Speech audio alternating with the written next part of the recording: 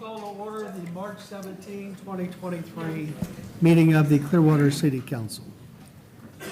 If you wish to address the council tonight, please complete a comment card. Comment cards are located by the clerk to the right of the dais. When called to speak, please hand your card to the clerk. That will move to item 2 on the agenda, the invocation. Please stand for invocation tonight to be delivered by Pastor Bob Brubaker from the Christ Community Presbyterian Church. Let us pray. Oh God, our Father in heaven, we thank you for your grace and your providential care of our fair city. We thank you for these, your servants, that have met tonight to handle the affairs. And we pray for the spirit of wisdom and for grace and unity as they meet. Father, we need your help, and so we call upon you in Jesus' name. Amen. Amen. Please remain standing for the Pledge of Allegiance, and please join me. I pledge allegiance to the flag of the United States of America and to the republic for which it stands, one nation, under God, indivisible, with liberty and justice for all.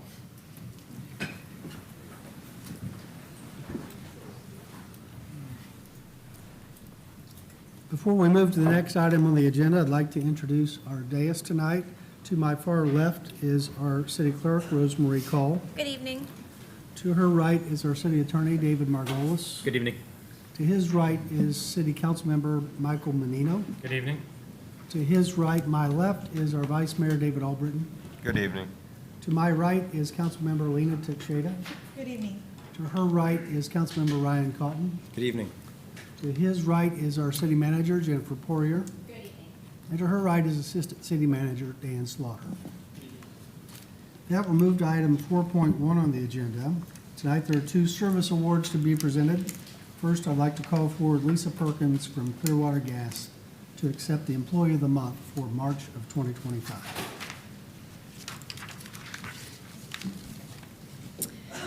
With the recent temporary closing of the MSB, many employees have moved into other buildings. A portion of utility customer service was moved into the gas building. Now, if customers need to pay their utility bills, they drive to gas. There's not a drive-thru at this location, so customers must park their vehicles and walk inside. As Lisa was walking by the window from the 2nd floor, she noticed a lady outside was laying on the ground and knew something was wrong. She first thought that she was just bending over when she noticed that the customer's shoe was off her foot and lying next to her. Lisa immediately ran down to the parking lot to see if she could help this woman. The woman had been lying face down for a few minutes, and Lisa asked if she was okay.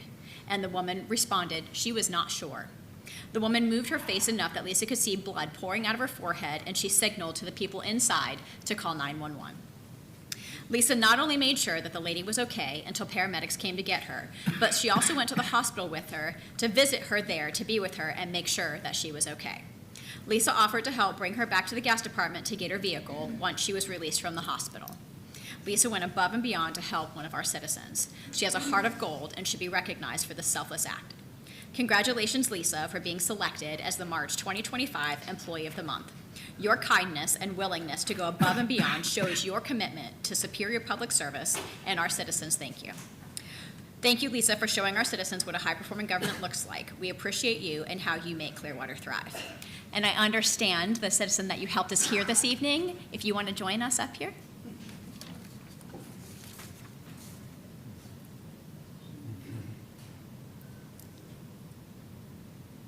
It's my new friend. My buddy Betty. Thank you so much.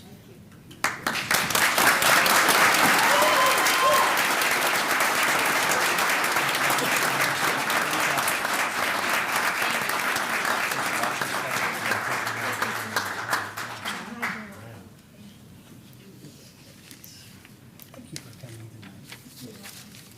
Thank you so much, Lisa. Here's something for you. Yes, thank you. Watch your Goes step. down a little bit.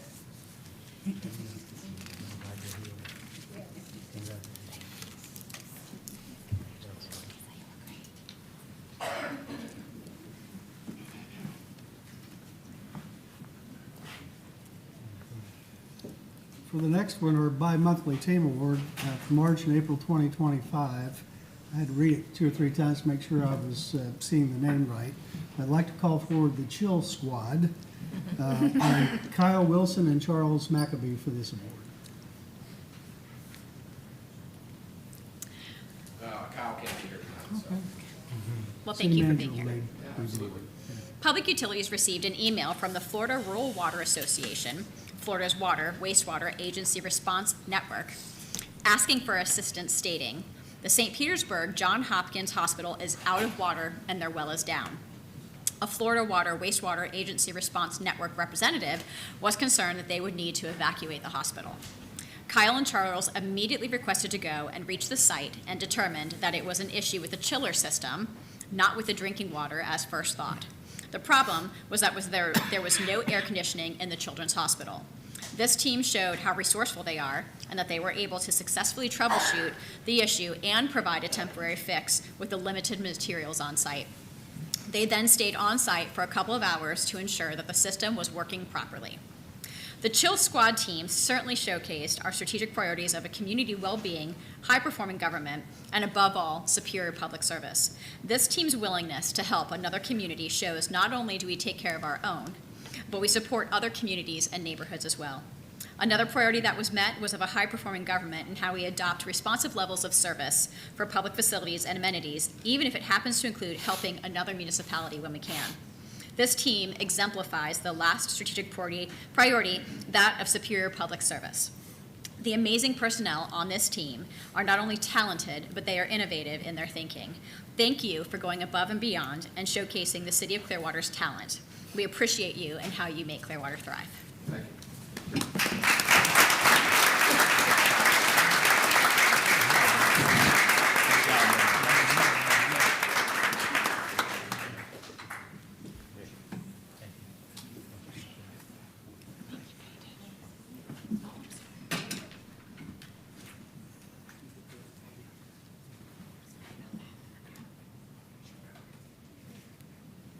This time we move to item 4.2 on the agenda, Women Making History Month Proclamation. This time I'd like to call forward Allison Dolan from the Clearwater Historical Society.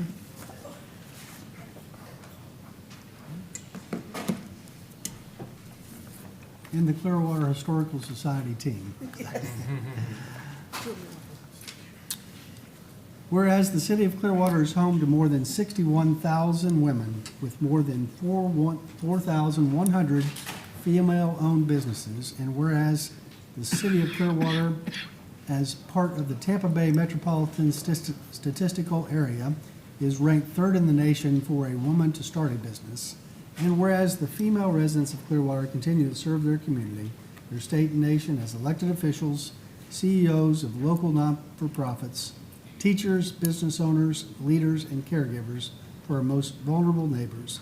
And whereas the city of Clearwater can take pride in the amazingly diverse group of esteemed women who have made their mark on our world and who have called Clearwater their home. Now therefore, I, Bruce Rector, Mayor of the City of Clearwater, Florida, on behalf of the Clearwater City Council, do hereby proclaim March 2025 to be Clearwater Trailblazing Women History Month in the City of Clearwater, and encourage all citizens to recognize the women from our community for their dedication and service in the past, in the present, and future. Thank you for coming tonight. Would you like to say a word? Just that we just opened up the 6th Trailblazing Women, and now that makes it up to 45 women that we have honored in the last 6 years. So if y'all have anybody else you want to, just let us know for next year. Thank you for coming.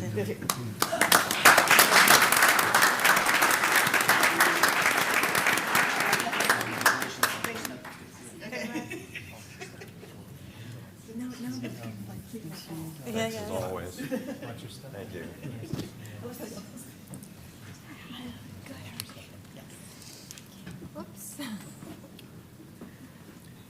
Move to item 4.3 on the agenda, the Red Star Family Day Proclamation, and call for at this time Jerry Schaefer from the Red Star Foundation.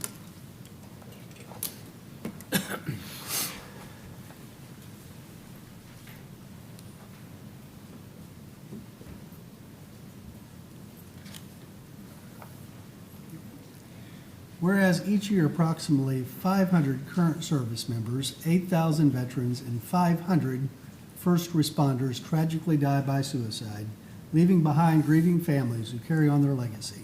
And whereas the families of these fallen heroes, our Red Star families, bear the immense burden of loss while demonstrating remarkable resilience, strength, and dedication to honoring their loved ones. And whereas the City of Clearwater recognizes the sacrifices made, not only by those who served in our military and emergency response communities, but also by their families who continue to endure the pain and loss while advocating for awareness, prevention, and support.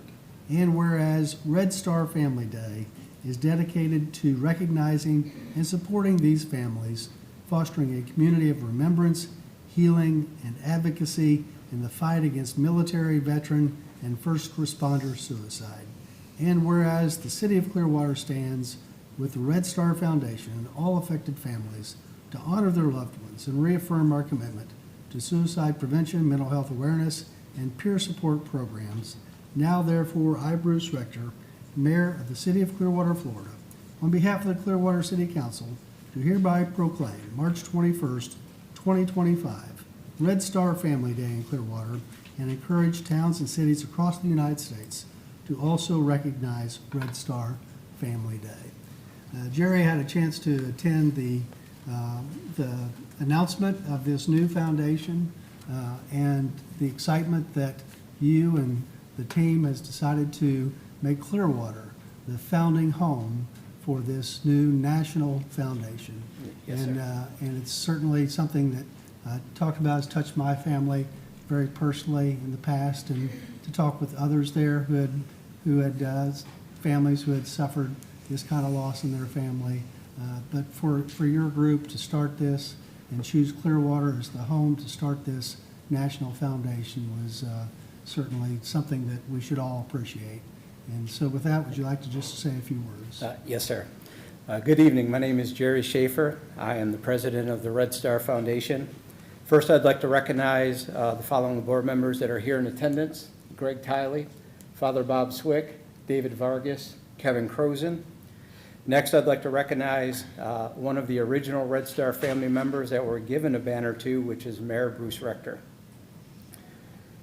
It's an honor to stand here before you tonight on behalf of the Red Star Foundation and the countless families across our nation who have lost a loved one to military, veteran, and first responder suicides. Today, we gather not just to acknowledge a proclamation, but to recognize a commitment, Clearwater's commitment to standing with these families, honoring their sacrifice, and ensuring the loved ones are never forgotten. I want to extend my deepest gratitude to Mayor Bruce Rector, the Clearwater City Council, and everyone who played a role in making this proclamation possible. By designating a Red Star Family Day, Clearwater is leading the way in acknowledging the unique grief and struggles of those who bear the invisible wounds of war and of service. This proclamation is more than words on a paper. It is the beacon of support. It sends a message to every family who has lost someone to suicide that they are not alone, that their community sees them, values them, walks beside them in remembrance and healing. As we move forward, I hope Clearwater's leadership will inspire other cities to follow suit, to recognize the hidden costs of service, and to embrace these families with the honor and respect that they deserve. To the people of Clearwater, thank you for your compassion. Thank you for all your commitment, and thank you for ensuring that Red Star families will always have a place in the heart of this great city. Together we can make a difference. Together we can save lives. And together we will never forget those that we have lost. For more information, please go to redstarfoundation.org to learn more about us, and we thank you from the bottom of our hearts. Thank you. Thank you.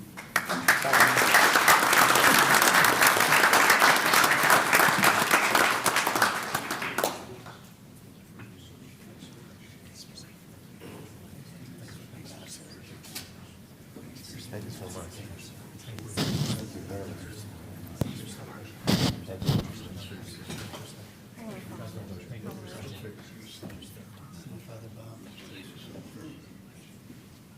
Hey, Bob. Good. Thank you very much.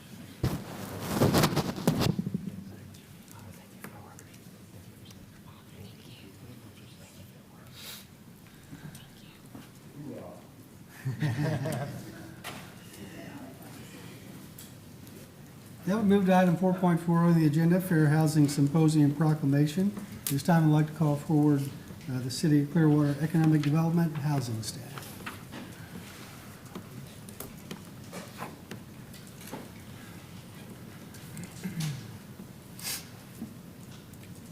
Whereas this year marks the 57th anniversary of the signing of Title VIII of the Civil Rights Act of 1968, also known as the Fair Housing Acts amended, and Florida laws have affirmed the right of every American to have access to housing free of barriers based on race, color, religion, sex, family status, disability, or national origin. And whereas by supporting, promoting, and enforcing fair housing laws, as well as equal opportunity, we are contributing to the quality of our city, state, and nation by encouraging others to abide by the spirit of the National Fair Housing Act.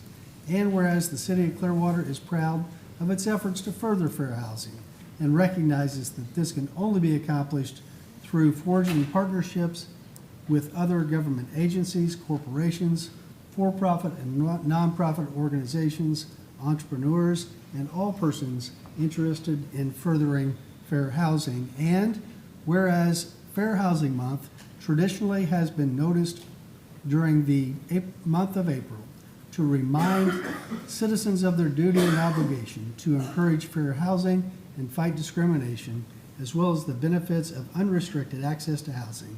Now therefore, I, Bruce Rector, Mayor of the City of Clearwater, Florida, on behalf of the Clearwater City Council, do hereby proclaim April 2025 to be Fair Housing Month, with the knowledge that continued vigilance against discrimination in all of its forms will encourage all citizens and community organizations to celebrate the value of harmonious and diverse communities of neighbors and support the goal of equal housing opportunity for all people. Thank you for coming tonight. Would you like to say a few words? Yeah? Yeah? No, we're just here to support the Fair Housing organization, and we do our best in the housing division to make that happen. Well, thank you for the work that you do to make sure the City of Clearwater is a leader in that area. Thank you.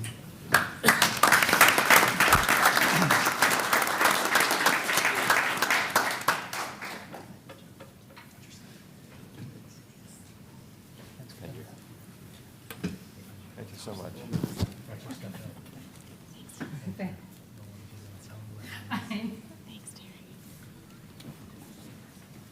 This time we'll move to item 5, approval of minutes. Make motion to approve the minutes. Second. All those in favor? Aye. Opposed? Unanimous? For the record, that was agenda items 5.1 and 5.2. For both? Yes. Move to items 6.1 on the agenda. Approve amendments to the Community Development Code to establish standards for artificial turf, require landscaped areas and front yards for residential zoned properties, and make other associated updates and ordinance, and pass ordinance 9805-25 on first reading. Good evening, Lauren Matzke, Planning and Development. So this item was continued from the March 6th meeting in order to provide proper business impact estimate posting. That's been rectified and was attached to the agenda item. So I was still grateful that we could use the March 3rd work session to really talk through the substance of this particular ordinance. Tonight, I'm going to use the same slides, but I've trimmed, so hopefully it won't take too long. So, oh, well, it would help. Oh, sorry. I had it going. There we go. So, of course, you know, the first question is, why are we doing this? And there's a few reasons why we brought forward standards for artificial turf. Currently, it's prohibited in the Community Development Code, which requires live plant materials. But of course, after various work sessions with council and others, we were directed to bring forward an ordinance that would permit it. What's proposed, I would say, is the best possible ordinance that allows the use of artificial turf for both residential and commercial properties, while also balancing, you know, how to handle adjacent properties, dealing with stormwater issues, and making sure that we're still maintaining the aesthetic. That's, a big part of our code and the way we've evolved since it was adopted in '99. So I've mentioned we've spoken with a lot of different people in developing this ordinance. In particular, I would highlight that we spoke with Tampa, who had already been working on something similarly. They did not choose to codify things, and I think in their implementation, that's been more challenging. So that also helped us, of course, learning from people's successes and lack of successes. We've also worked with several people in the industry, and I'm really grateful to them for their responsiveness and helping educate us as well, and listening to us ask our questions and express our concerns.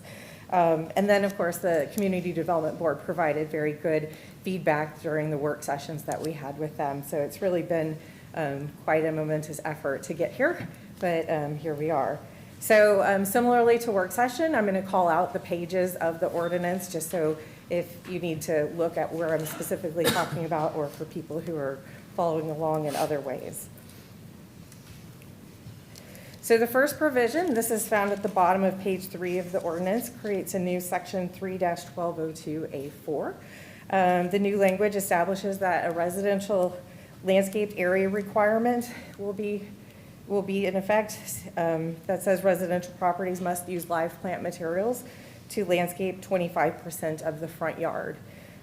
This would apply to new construction for attached or detached dwellings, or when improvements are proposed in the front yard of a residentially zoned property. And then, of course, for any property proposing a new installation or repair or replacement of existing artificial turf. The graphic that's shown on the screen is one of many graphics that are proposed within the ordinance to help show what is a front yard, because if you have multiple streets surrounding your house, it's sometimes a little tricky to figure out what it would be applied to, but anything between the principal structure and the street is a front yard. Then you get into the meat of the ordinance, which is a new section 3-1203. This begins on the top of page 9. First, there's general and location standards, which are found in that section, and at the top of page 10. The proposed regulations would allow the use of artificial turf citywide through the approval of a building permit. The proposed required residential area, of course, would not be allowed to have artificial turf. A permit would not be required to install artificial turf on permitted concrete patios, roofs. I think I touched on this. It seems relatively self-explanatory, but when going through this effort, we wanted to make sure everything was clear to future users who would be accessing the code. And then the city engineer would need to approve any potential installations within the public right-of-way or in drainage easements. And that's in part to protect all the infrastructure that's in there. Next, there's proposed design standards that ensure quality artificial turf is installed. This is found again on the top of page 10 in a new subsection C. Artificial turf is required to be green with lifelike blades. An exception is provided to parks and recreation facilities as well as athletic fields, which can use the shorter blades, and they can utilize colored artificial turf as part of their design. There are standards for pile height and face weight that differ, whether it be a residential installation or a commercial or non-residential installation. These are proposed so that residential areas can utilize more natural-looking products, where higher traffic areas may use different products, and that would be more appropriate in a non-residential installation.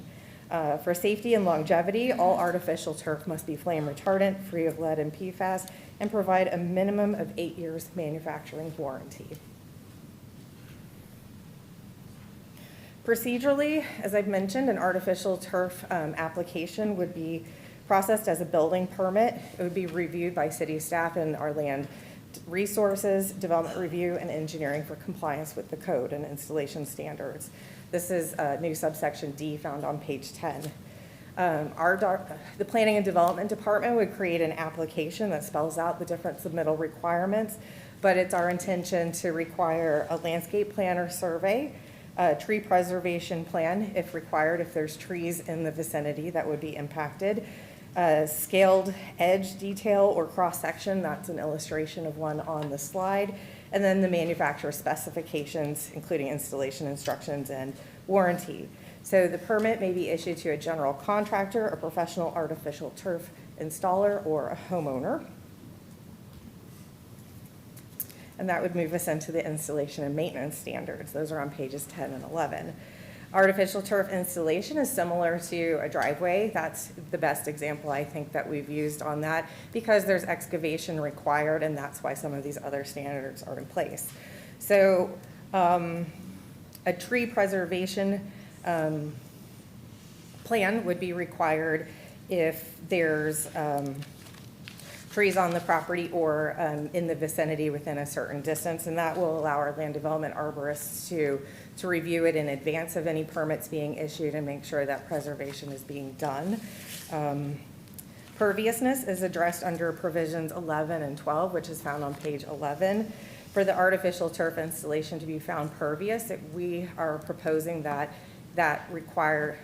the code requires, or that we require an artificial turf installer or a licensed contractor to do the installation, and that's because there are many layers and sub areas and excavation required, and to get it right to maintain that perviousness over time, we feel that there's a lot more to it than kind of a typical yard work project. If a homeowner were to want to do their own installation, that's fine. It just would not be otherwise classified as pervious, and so your impervious surface ratio would kick in, so they may not be able to do their full yard. There would be some mathematical calculations involved, but it doesn't prohibit that from taking place. The remaining installation standards are proposed to ensure quality installation, provide proper barriers between the artificial turf and adjacent landscaping beds or neighborhood properties, and limiting the infill used to a silica sand or a sand-based product. And of course, the athletic fields, Parks and Rec, they could use the crumb rubber infill, although over time we see that that's being phased out for those applications as well. But for now, that is still the standard. Staff is proposing a process that would limit the number of inspections to allow installation of artificial turf to be completed without interruption after the permit's been issued. So what this means is after installation, whoever did the installing, they should be taking photos of each layer as it's put in, and we would validate by that through our final inspection. And then they would provide any of the other required documentation. Just because we don't necessarily set up repeat inspections doesn't mean that we're not out looking at things to make sure that there's properly maintained. So our code compliance team would still be, looking at property maintenance, and we wanted to provide some information within the code as to what maintenance actually would require. The proposal is, wait, did I skip? I think I skipped a page. I apologize. So, I mean, from that perspective, it's is it clean of rip, tears, frays, no smells.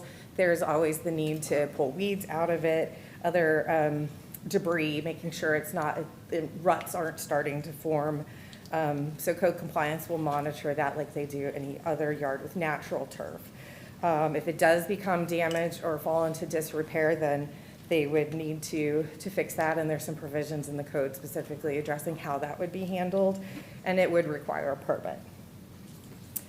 If it was installed in a manner that was not consistent with the code initially, if it's a pre-existing installation currently and something needed to be repaired, we would work with the property owner to get it compliant with the code to the greatest extent practicable. That's how we work with the majority of our property owners who were developed prior to 1999 or prior to other sections of the code coming into effect.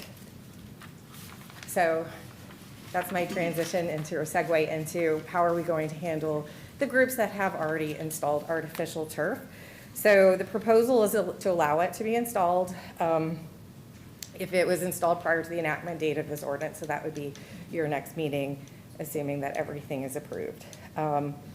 We would want them to submit verification of their date of installation through receipts or other things, other options. If it was installed in the right-of-way, then we'd need an after-the-fact right-of-way permit. Again, this allows us to do a little bit of education also and just verifying that nothing was inadvertently impacted. And then, of course, it has to comply with all maintenance standards going forward. So the goal was just to, there's no way to do this equitably because we can't see what's in backyards, things like that. So this was the most equitable way of kind of bringing this forward while we're changing provisions for new installation. And then there's a host of other small things in there or definition changes, et cetera, that are necessary to really enact this. The one, I hesitate to say substantive, but one piece that is not just a definition or typo or something like that is that the general landscaping standards are being updated to specifically call out a requirement for existing single-family or two-family lots to come into full compliance with the tree requirements when an addition or improvement to the lot is made. And that's because the bulk of the landscaping standards really apply to our non-residential properties. Single-family homes, two-family homes, that type. The only provision in all of Division 12 up until now that applies to them is the minimum tree requirements. And sometimes it's not clear when they should try to work to come into compliance. So this gives a little bit more clarity for our reviewers, for property owners, and the like. So this did go to the Community Development Board on January 21st, and they recommended approval with one modification, and they provided 2 considerations, which are provided here. The version of the ordinance that's presented here does incorporate the first recommendation, which is to clarify the applicability of what we call the 25% rule. This is that threshold that if you're making improvements to your property and it's based on the value of your property, if it exceeds 25% of the value of the principal structure rather, then it needs to come into compliance with, I just say generically, our parking and landscaping this clarifies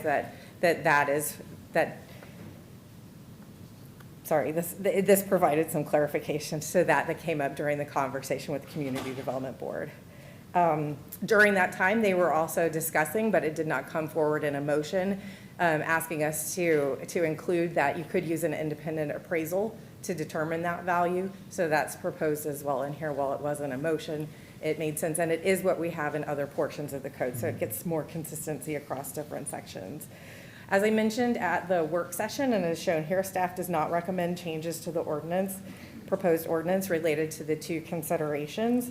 The proposed ordinance what is proposed is to prohibit the use of artificial turf in parking lot landscaped islands. At the Community Development Board meeting, there was a lot of discussion regarding a very specific property that had used this. And while the board agreed that this particular parking lot was improved, and by that, they encouraged us to look to see if there was a good ratio, like 75% could be artificial turf or something like that. I didn't recommend bringing anything forward related to that because this is one of the limited places where we get that additional aesthetic in our asphalt areas, right? The code, the general purposes of the code address the importance of beautification and aesthetics. And in these areas, this is our limited area to do that. So that is why we're proposing to not otherwise allow artificial turf. Any that exist now would be covered by the other provision. The second was to consider licensure requirements for professional installers. And our recommendation was just to allow us to address this through the application process. We can get some sort of verification, some proof of evidence that they've installed it.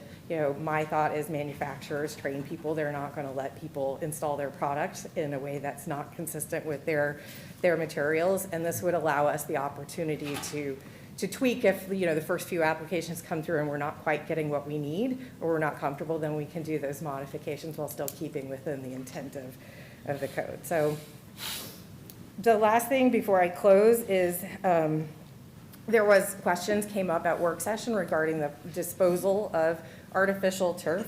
Some artificial turf is recyclable. I worked with solid waste. They confirmed that the product is accepted for just plain disposal at both of the city's disposal sites, which would be the county's waste to energy plants as well as Angelo's, which is a service we use. Since we've shaped this ordinance to treat the installation of artificial turf more as a construction project requiring permits, staff's recommendation is to just leave it and handle that again through our permitting process, which would be for construction projects. Typically, the contractor has to dispose of their own products, so that could involve needing the use of a dumpster. Just keeping consistent with how we treat other construction projects. So not adding any other recommendations related to that. And with that, I can answer any questions. Thank you for your time. Do we have a reading? We're ready, Mayor. We have ordinance number 9805-25, an ordinance of the City of Clearwater, Florida, making amendments to the Community Development Code by amending Article 3 Development Standards, Division 12 Landscaping, Tree Protection, Division 14 Parking and Loading, and Division 15 Property Maintenance Standards by amending Article 8 Definitions and Rules of Construction, Section 8-102 Definitions by amending Appendix A Schedule of Fees, Rates, and Charges, Section 5 Building and Building Regulations by amending Appendix B US 19 Zoning District and Development Standards, Division 5 Site Design Standards, certifying consistency with the city's comprehensive plan and proper advertisement, providing for severability, and providing an effective date. Is there anyone here from the public that desires to speak to agenda item 6.1?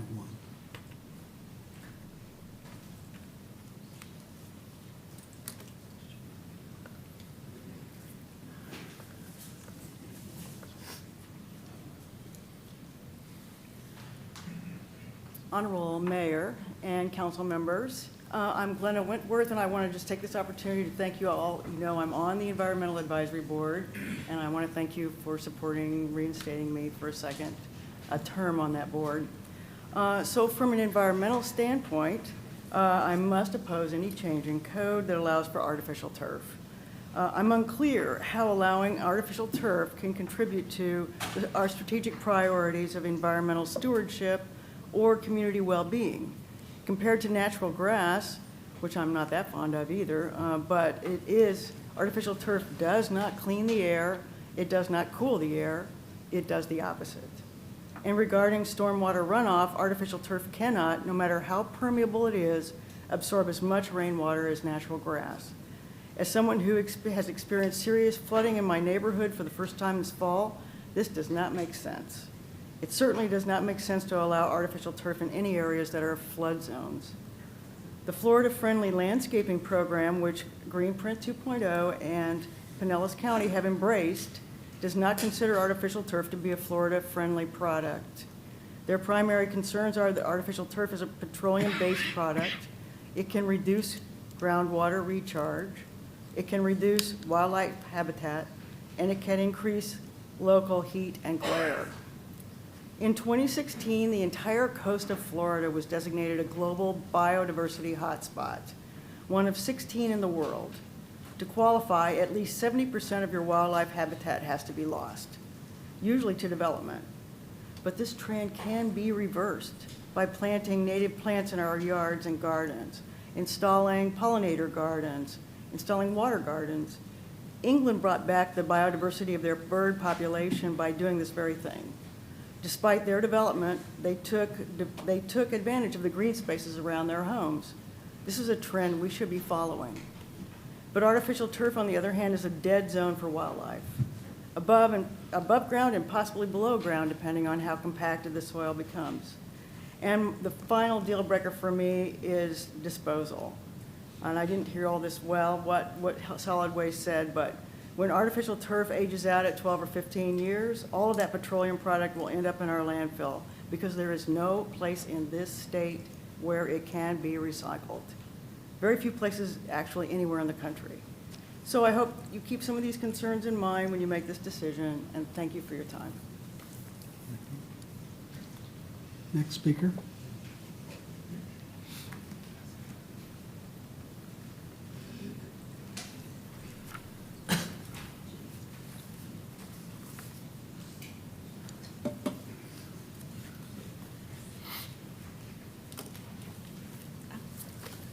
Good evening, Council. I'm Bill Johnson.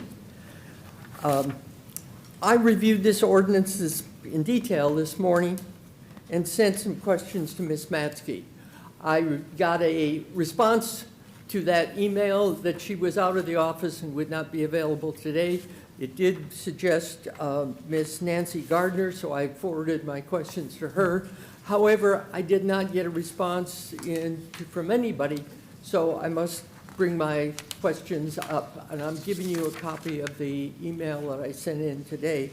First, I question the adequacy of the public notice to not be highlighting that this was dealing with artificial turf as a prime entity in the change of the ordinance. Of special concern to me is the absence of the requirement that inspection of the ongoing maintenance is required.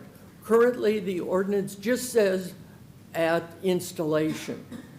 Existing landscape code enforcement has not and is not being proactively enforced today. If this is adopted and not in ongoing enforcement done, it will further our city's decline into mediocrity. There was a comment by Ms. Matzke about enforcement. I'm not sure I totally understood it, but I think that ongoing enforcement should be written into this ordinance so that we make sure that it is being done, and that's a directive to the code enforcement staff. Thank you very much. Hope you'll look at these comments, perhaps incorporate some of the modifications before second reading. Thank you. Thank you. Is anyone else here from the public desire to speak to this agenda item?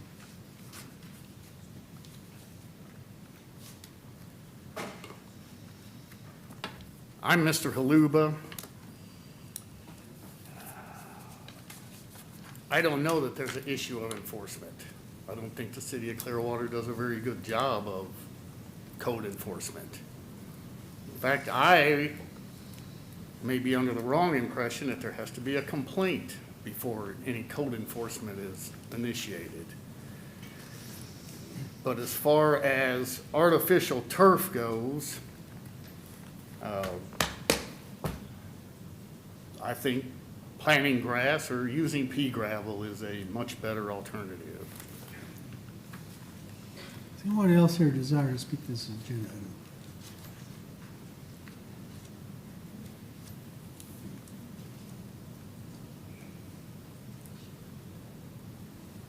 Good evening, Mayor Rutger, members of council, the senior staff.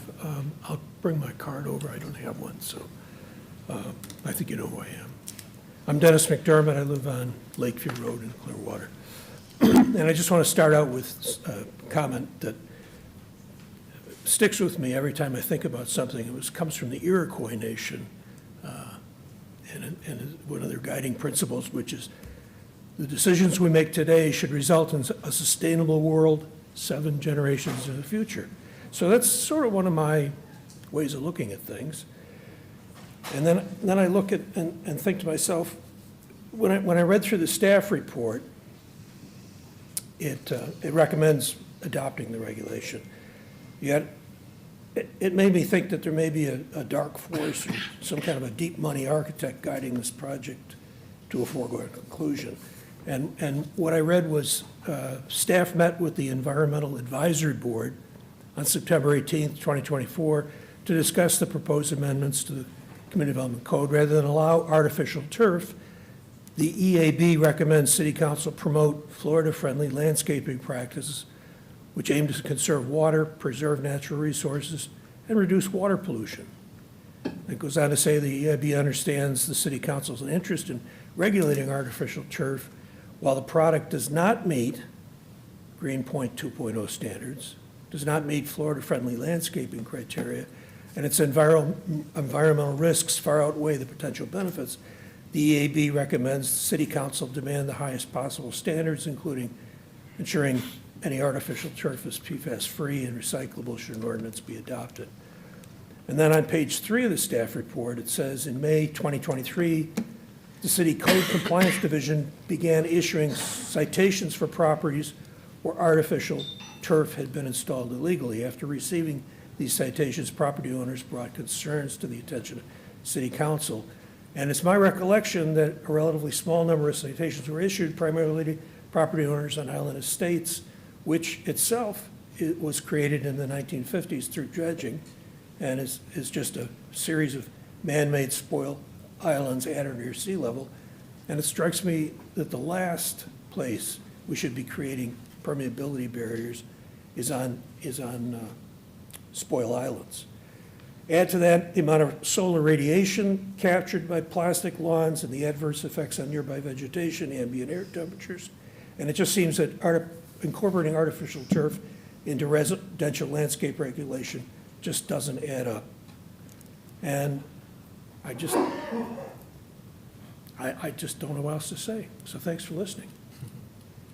Thank you, Mr. McDermott.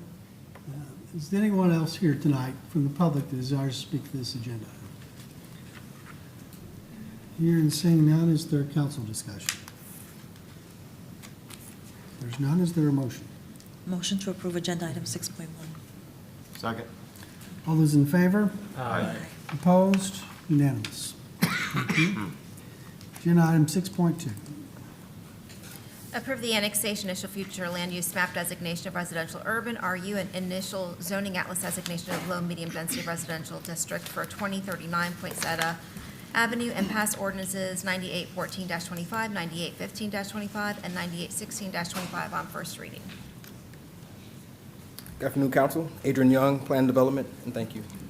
This voluntary annexation petition is for 0.114 acres located at 2039 Poinsettia Avenue. The parcel is currently occupied by a detached dwelling unit. The applicant is requesting annexation in order to receive sanitary sewer services from the city. Staff analysis concludes that this annexation petition is consistent with the comprehensive plan and the community development code as detailed in the memo and recommends approval. Any questions? Read. Mayor, we have three ordinances associated. First up is ordinance number 9814-25, an ordinance of the City of Clearwater, Florida, annexing certain real property located on the east side of Poinsettia Avenue, approximately 50 feet north of Idlewild Drive, whose post office address is 2039 Poinsettia Avenue, Clearwater, Florida, 33755, into the corporate limits of the city, and redefining the boundary lines of the city to include said addition, providing an effective date.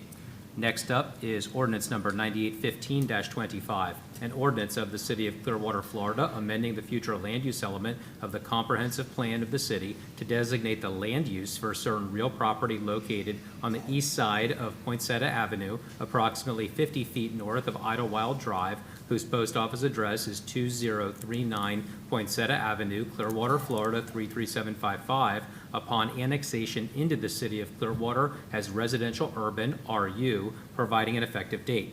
Finally, we have ordinance number 9816-25, an ordinance of the City of Clearwater, Florida, amending the zoning atlas of the city by zoning certain real property located on the east side of Poinsettia Avenue, approximately 50 feet north of Idlewild Drive, whose post office address is 2039 Poinsettia Avenue, Clearwater, Florida, 33755, upon annexation into the City of Clearwater as low-medium density residential, LMDR, providing an effective date. Is there anyone here from the public tonight that desires to speak to agenda item 6.2? If there's none, is there any council discussion? If there's none, is there a motion? Move to approve agenda item 6.2. Second. All those in favor? Aye. Opposed? Unanimous. Agenda item 6.3. Approve the right-of-way vacation request from the Church of Scientology Flag Service Organization to vacate the southern portion of South Garden Avenue between Court Street and Franklin Street as owned in fee simple by the City of Clearwater and record in Plat Book 5, page 53 of the Public Records of Pinellas County, and pass ordinance 9812-25 on first reading. Good evening, Mayor and Council. I want to take a moment to provide some context ahead of the discussion on this item. Given the complexity and the sensitivity of these negotiations, if you would please allow me to provide some background on the steps that got us here today. Yeah, please. As you may know, the Church of Scientology has been planning for several years to build a large event hall on the property just south of the Flag Building.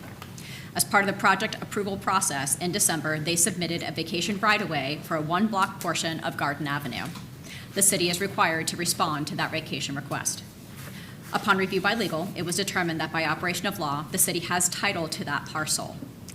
And so in order, if the council chooses to vacate that right-of-way, the city would have to sell or trade the property that is reflective of market value. The city is also required to post that property for 30 days to determine if any other interest exists. As such, the council unanimously directed that I engage in negotiations with the Church of Scientology regarding the purchase and sale of this portion of Garden Avenue. Since then, I've been working individually with the council to seek their input and learn their priorities before opening negotiations. During the negotiations, I advocated for the priorities of every council member. Unfortunately, the Church of Scientology did not agree to all of those priorities. Given the historical and community interest surrounding this issue, we anticipated a range of perspectives and opinions and challenges brought forth by both the community and the council as to what an appropriate deal would look like. What is being brought forward today is a result of those negotiations. This agreement meets the majority of the goals set by the council. It provides the city a fair market price as validated by the 3 appraisals the city received for this property. It creates new green space that will be open to the public, and the property will not exchange ownership until the building is completed. I will now turn this over to Tom Mahoney, who will provide the staff report, and then after that, we look forward to taking council's questions and discussion on this matter, and then ultimately council's decision. Good evening, Council. Tom Mahoney, Public Works Department. So this is for the right-of-way vacation of a portion of Garden Avenue located between Franklin and Court Street. This will enable the future development, as our city manager said, of the Performance Hall and an entry plaza.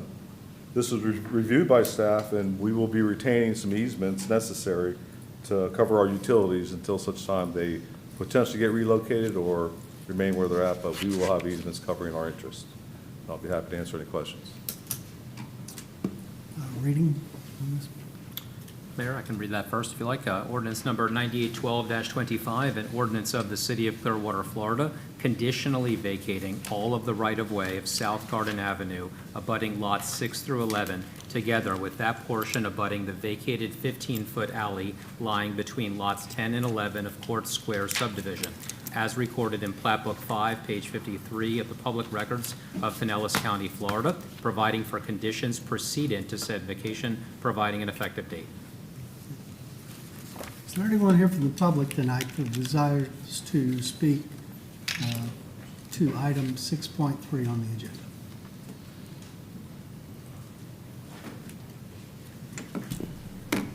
Yeah, please just line up here to the to my right. Yeah, one at a time. Sure.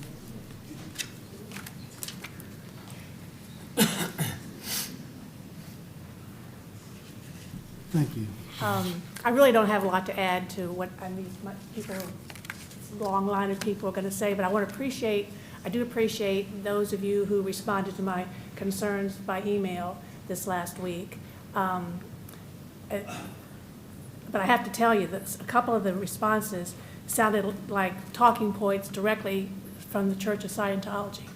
And I just feel like that this is I've lived in this area in Clearwater longer than all of you probably have been alive.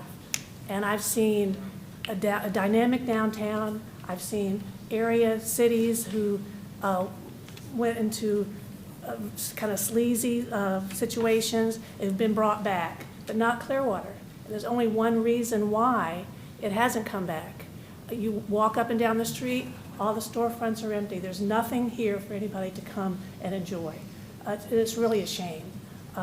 And I feel like that by approving this vacation of this street is just another way to allow Scientologists to keep their stranglehold in our city. What's to stop them from deciding they want part of Cleveland Street because they own everything on either side? What's to stop Osceola from becoming vacated for the right price? And I really hope that you all will consider the future of what Clearwater downtown could be if we can turn this around. So I ask you please not to vote for this vacation. Thanks. Next speaker.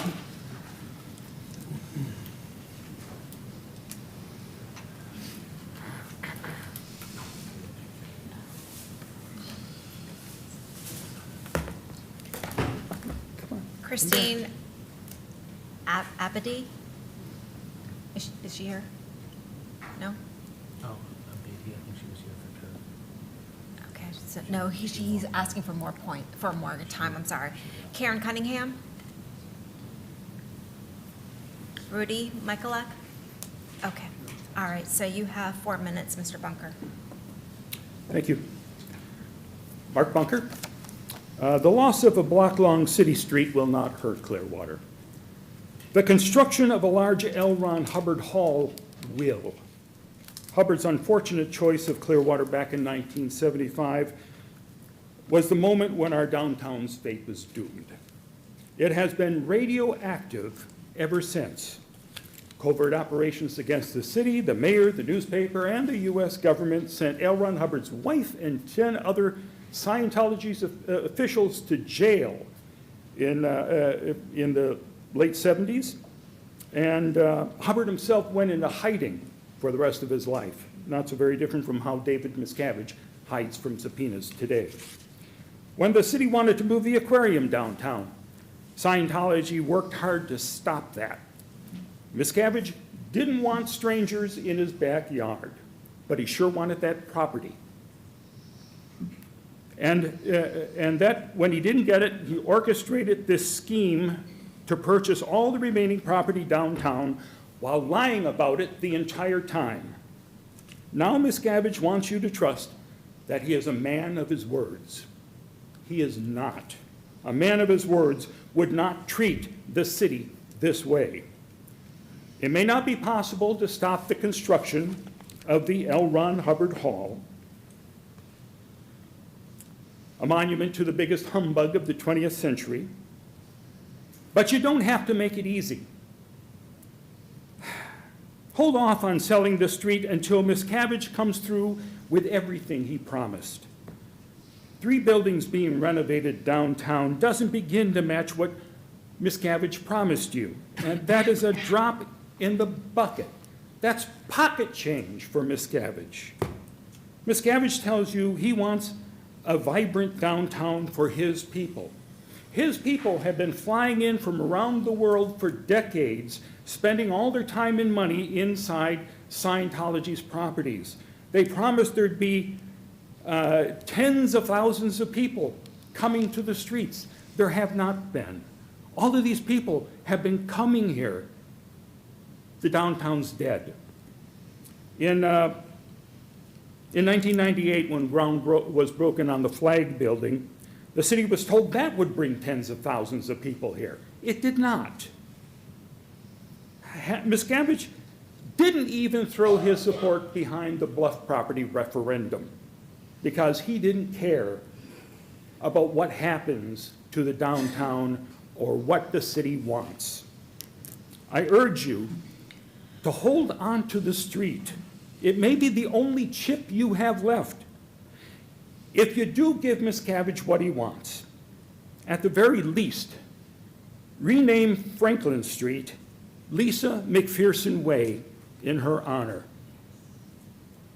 Give that hall an address that will stand as a true reminder of Scientology's legacy in this city. Thanks. I know you're under no obligation to answer any questions, but I know our wonderful city attorney, David Margolis, crafted something that I'm sure is filled with all sorts of safeguards. I'd like to hear about some of those, if you don't mind, to make sure that Miscavige holds up his end of the bargain. Would that be possible? Oh, apparently it's not. Okay. We're going to have a discussion, Mark, after this. All right. All right. Okay. Well, I'm glad that you care about what the citizens are concerned about enough to not answer questions.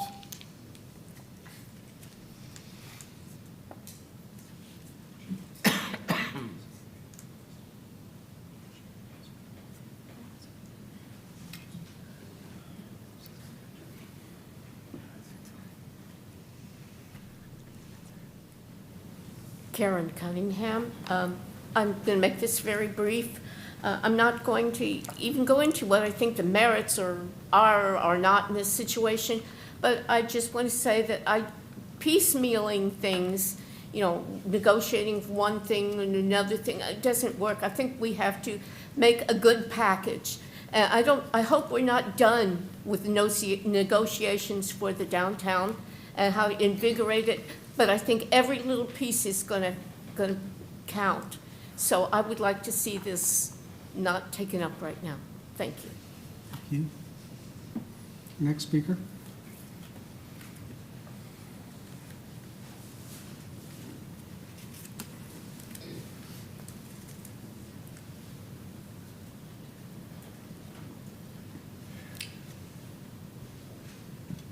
Good evening. My name is Barbara Sori Love, and I know many of you on the dais.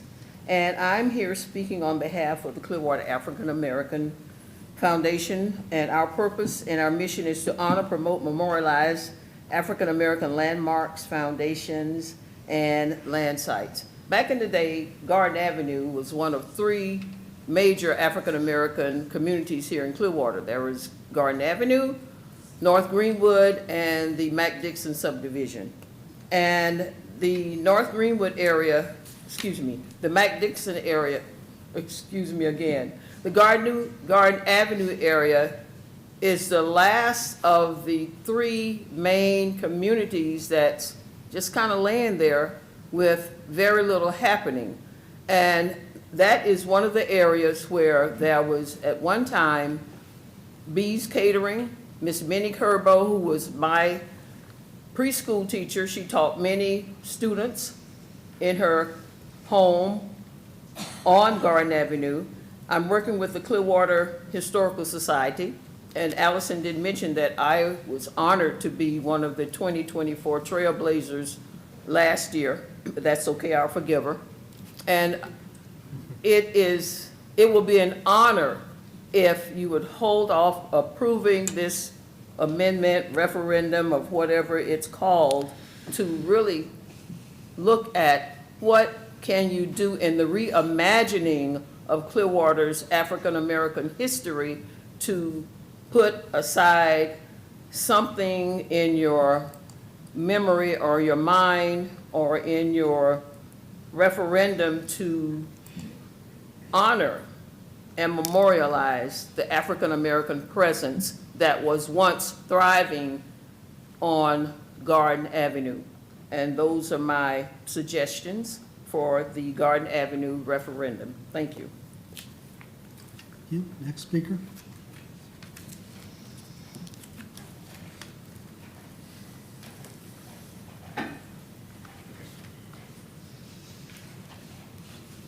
Mike Mastroserio, City of Clearwater.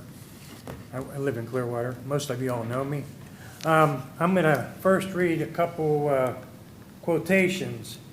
One is from Mr. Albritton. I think we ought to be talking about this publicly on the dais as a regular talk. Councilmember Dave Albritton responded. The next one was one of you 4 men. We are at a point where we need to start bringing the public along with us to have these discussions in the sunshine so that we are on the same page. And he asked, supposedly we all want the same thing, right? We want a vibrant and alive downtown. So if we want the same thing, where is the disconnect? You figure out which one of you 4 said that. Okay, next thing is, Jennifer's just stated that they are not in agreement with what you want. They don't want to give you everything that you want. So that doesn't mean there should be a deal. Now I'll go a couple steps further. And first of all, I appreciate every one of you. I never thought I'd have to be up here even discussing this, but we are. Ryan sent me an answer back about parks, and he said it's going to make a nice park for the public, all the public to enjoy. The public's going to look at 21 precepts of L. Ron Hubbard. That's what's going to be in that so-called park. There's a park right now between South Fort Harrison Hotel and the county building. Have any of you ever been in that park? How many citizens do you think have ever been in that park? The L. Ron Hubbard Hallmark membership. Their reason for expanding the reach into our society. The reason I became a member of the L. Ron Hubbard Hall was I can see my job as a Scientologist to comfort and monitor the insanity of the world at large. We had to all give up our own churches and go be part of this. We're insane if we don't. I stay on top of what's happening in the world. I ask myself, what can I actually do about it? The answer is always support the only entity that can bring sanity to this planet. And Scientology came to downtown 1975. It brought a hotel and wrote plans to take over control of the city. That's called Project Normandy. Do your homework. And it was true. And Mark said people did go to jail. And then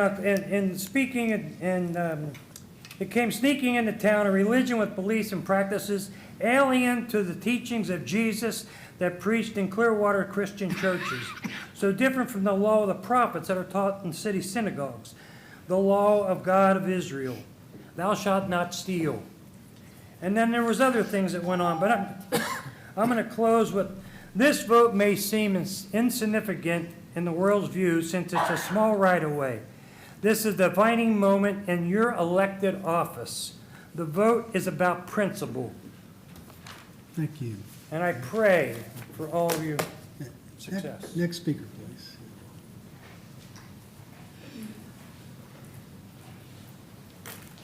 Hello, my name is Lola Wagenborg, and I'm not comfortable behind the mic. I give the mic to all you guys. But anyway, the gentleman that used to be an ex-councilman, I did have the pleasure of telling him he could not badger Scientology on the radio station without giving them equal time. And the lady that was there, I don't know if she knows Trailblazers, but Wanda McCaughan and Chip Collins have been on the radio over 40 years. Scientology, they are religious people. They do their shows on religion. Scientology does not bother them, ever. And to all the people here, I was here probably 30 years ago for St. Patrick's Day, helping Josie paint her building purple. But anyway, this town, I've been here 37 years, and I'm not comfortable behind the mic. My husband was, my mentor was, but they've all died. So I'm here, and the progress that has been done here with Scientology, if you remember the Fort Harrison, the old gray moss building, everything was awful. It was awful.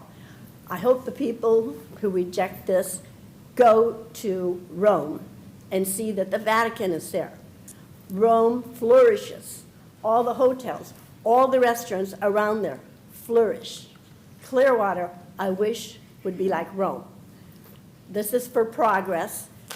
If you've ever been down Garden Street, it goes from nowhere to nowhere. The old Jiffy building used to be there. I used to go there for printing. There is nothing there. Nothing. And if you're trying to take Garden down to get to Clearwater Beach, it doesn't have a light. And if you think one person will let you in, they won't. They won't. The auditorium will bring people here. In 2 years, we're not going to have the courts downtown. We're not going to have the Pinellas County buildings downtown. It will be all empty. This will bring tourists from all over, and we need to get downtown back again. And these people will come here for this function, but all people, they eat, they drink, they party, they will do good things for downtown Clearwater. I have been to restaurants, and they have been against Scientology, and I said, Danny, before you say one more thing, I can point to 10 Scientologists here. They support the city. And I just would like you to sign this. Let's all get along and bring prosperity to Clearwater. Thank you. Thank you. Next speaker.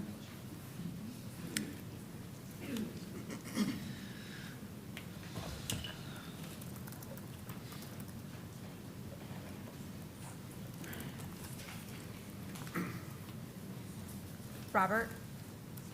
Okay, so you have 4 minutes. Okay. Well, Today, represent my 3 businesses here with Rob. We're representing our 500 block. Today, we stand at a crossroads. We stand here not to discuss the street or debate policies, but to decide what Clearwater is and who it belongs to. For too long, the city has been shaped by hidden hands, silent deals, and the system that thrives on secrecy. It has been shaped by those who do not build, but hoard, by those who do not uplift, but control, by those who do not serve, but rule in the shadows. And yet, we've allowed it.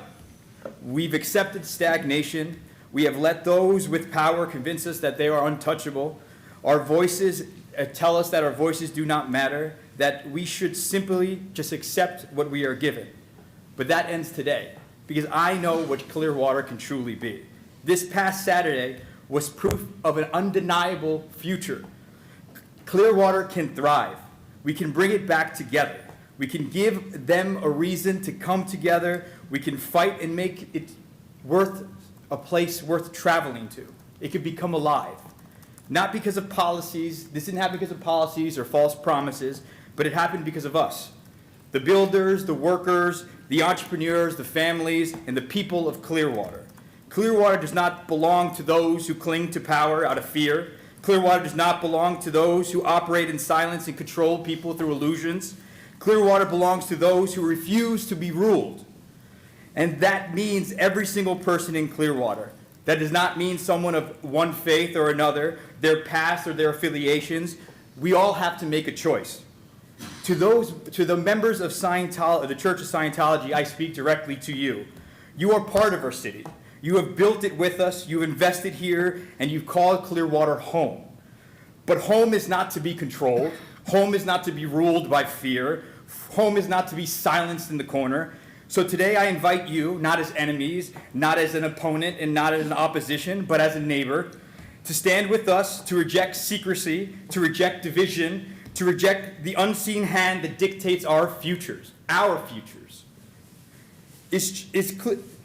If you truly love Clearwater, I say stand with us, the people of Clearwater who want development for downtown, to the city council, to the votes that matter, for I'm just a voice here in silence.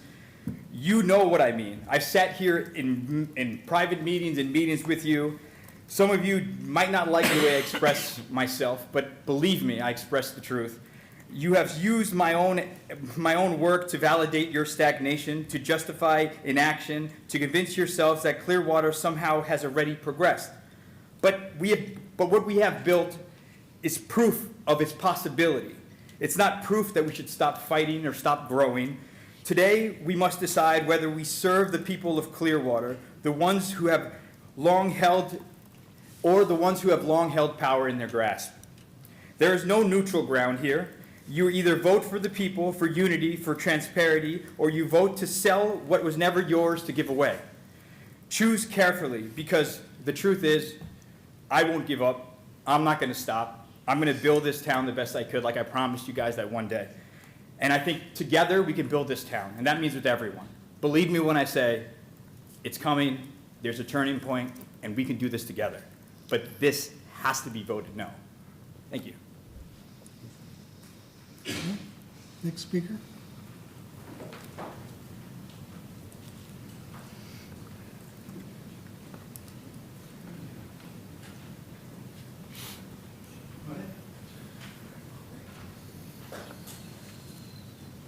Honorable Mayor and council members, this is the second time, I'm bringing a record here, speaking twice to council, at the council meeting.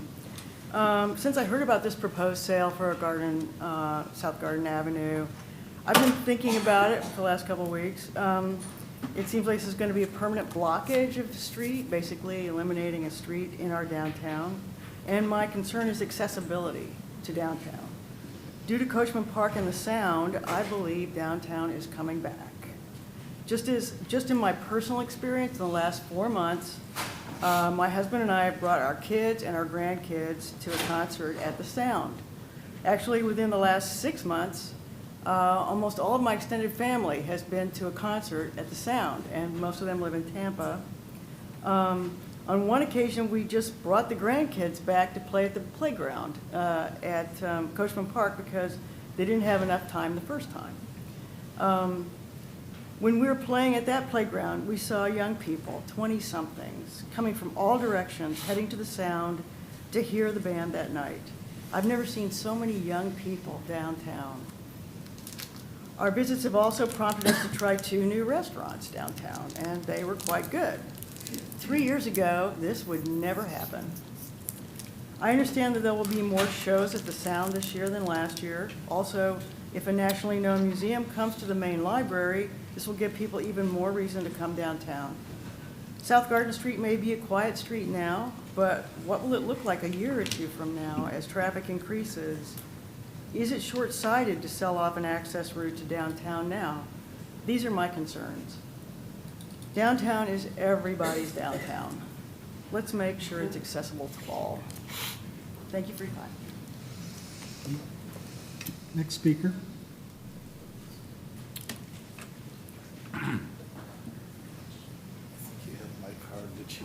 Just state your name. My name is Jim MacArthur. My name is Jim MacArthur.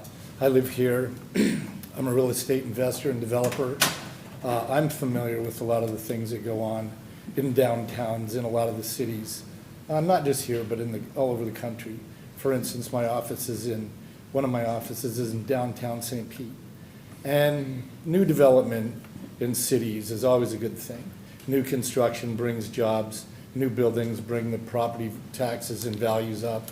And any time that you've got an opportunity to put something like this on the map that brings people in from all over the world, it's always good for the community and obviously revenue for the businesses. Maybe the downtown's just one of the things that might be affected by one street, but I believe the economic impact is what I'm more interested in as somebody that lives here, because I've seen the impact of, the things that Scientology's done. I know people are, pro or con against it. I'm not either way, but I'm more interested in speaking about the economic impact. And I don't know that there's anything negative about that. Potentially, my understanding is the building of that hall might be several $100 million just in itself. And all of that there's a trickle-down effect with everybody in the community, right? And interesting enough, the artificial turf, comments earlier, the biggest buyer of artificial turf in the world is in downtown Clearwater, sports facilities companies. So the biggest guys in the world on this particular topic are here, and people like the L. Ron Hall. I'm going to say I think it's a positive thing. I think it's going to bring a lot of money to the city. Downtowns, as a rule, the way things have gone in the past decades, people have moved to the suburbs, and downtown suffered. I remember when St. Petersburg was the same. It was a ghost town. The stores were empty. There was no value there. Now it's a completely different world. I'm involved in real estate and real estate investing, and some of the properties that we have gone up $1 million a year. And that reflects on the value that you people and the county get on tax value and all the rest of it, right? And now there are businesses that are flourishing, whereas before they weren't. And I'll look at the economic side because everybody's always going to be on the political side, one side or the other. But I think there's positive benefit. And I think there's positive benefit on the trickle-down effect of everybody. And new buildings downtown, it never hurts. It's always a positive thing. And I don't know all the details, but I do know it'll bring eventually probably $1 billion to the community. Thank you. Thank you. Next speaker.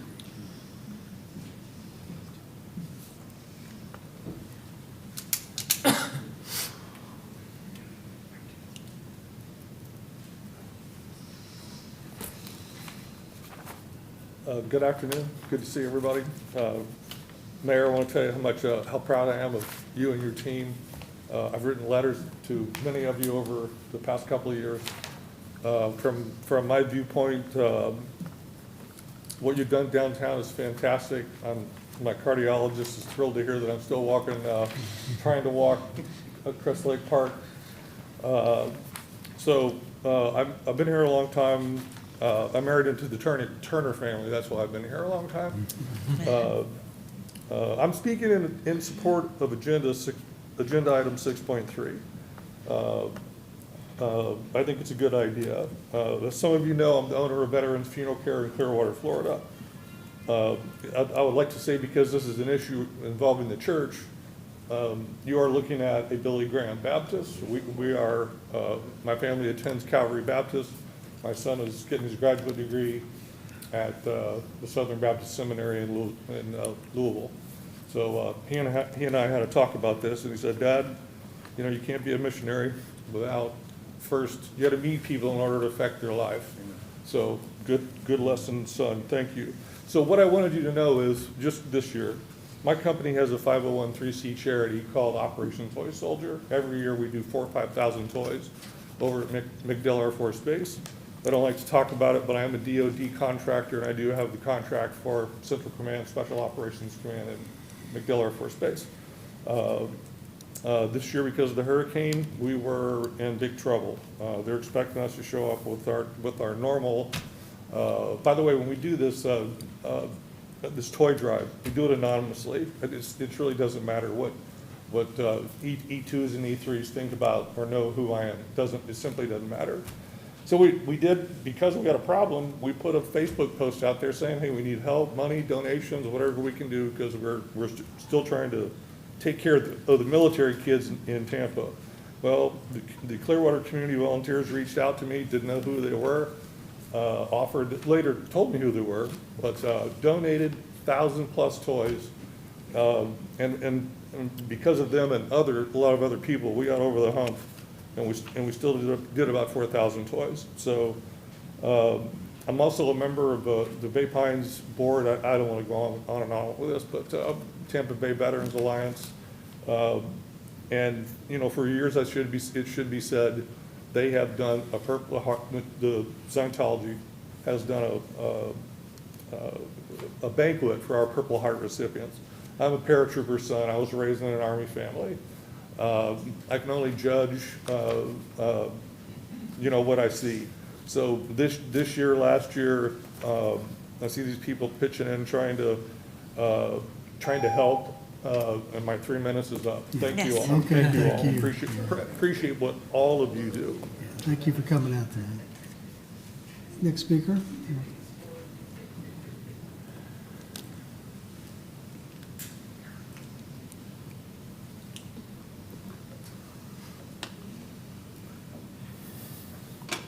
Good evening, Mayor and Commissioners. My name is Terry Sabatinos. I used to be a landlord in downtown Clearwater for 35 years. I know downtown Clearwater. I was working very hard to succeed downtown Clearwater. And I suffered many times when the city hall people take wrong decisions against me. And finally I left. And I feel happy, and I feel disappointment, I feel angry, and that's why you don't see me for 10 years to come back on these places. I used to have tenants who were senatorians, were very nice, were very polite, never giving problems, never I give to them problems. They pay the rent. They respect me a lot, more than anybody. To me, to check the people what kind of religion belongs is shameful, is disgrace, and not supposed to be done that way. Let's go and say if somebody was Catholic or Protestant or Jews, they're not going to come here to deny them. I did not come here to support this issue, but to be justice. 45 years ago, I sent a letter to the mayors and commissioners, and I told them what's going to happen downtown Clearwater. And I got the letter. It happened exactly what I said. When I tried to build up something downtown, there was an issue with Cater Alley. They did so many tricks to reject my project, and they done it. I didn't see lately even one crane downtown to do some work.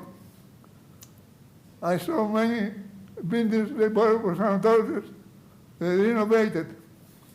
And don't forget, sanatoriums, there are people too. Don't forget that. Don't discriminate anybody. Give the opportunity to do something downtown. Because what we saw the late years, nothing happens. Don't stop the progress. Thank you. Anyone else here from the public tonight desire to speak to this agenda item?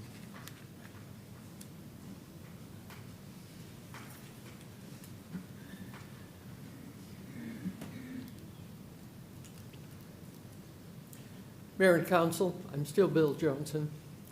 I hadn't intended to speak to this, but I'm really be interested in a little more transparency over some of the things that were desired from this negotiated or this partnership and were declined to be included.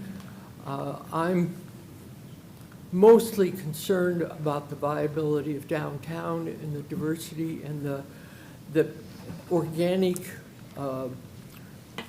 development of stores and facilities downtown. And I just would like to have some more insight into some of the conversations that we've had with essentially our largest property owner and their strategy. So that's my request. Thank you. Any other speakers on this agenda?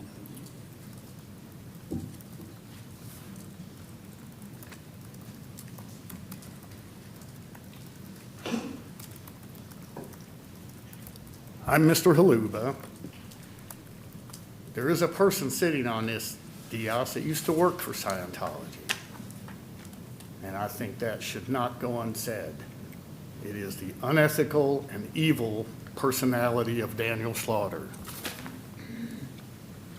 Is anyone else here from the public desire to speak to this agenda? If there's none, is there council discussion? It's probably all of us, so let's just start on the right. Councilmember Cotton. All right, thank you very much. I appreciate everybody that's come out here today to voice your opinions, your concerns. I do hear you, and I think that we can see the broad scheme of where people are, the difference of what it's going to bring to the community with this project going forward. Closing Garden, you know, from the taxpayer here, we've got a good deal, and later on I'll come back to that. The staff has worked diligently on that protects taxpayers and business owners with certain interests that kick in for protections going forward. Not only that, we've secured commitments to revitalizing our Cleveland Street, which is our downtown and leads into the park and the Baycare Sound. I can attest that over the last month and a half, you walk Cleveland Street and there are buildings that are now being redone that have building permits in them and construction is ongoing inside it, that the paper is now out of the windows and things are moving. And I think that has to, they can't go unsaid or unnoticed. That is part of that verbal commitment that was made on top of this contract. We see things happening.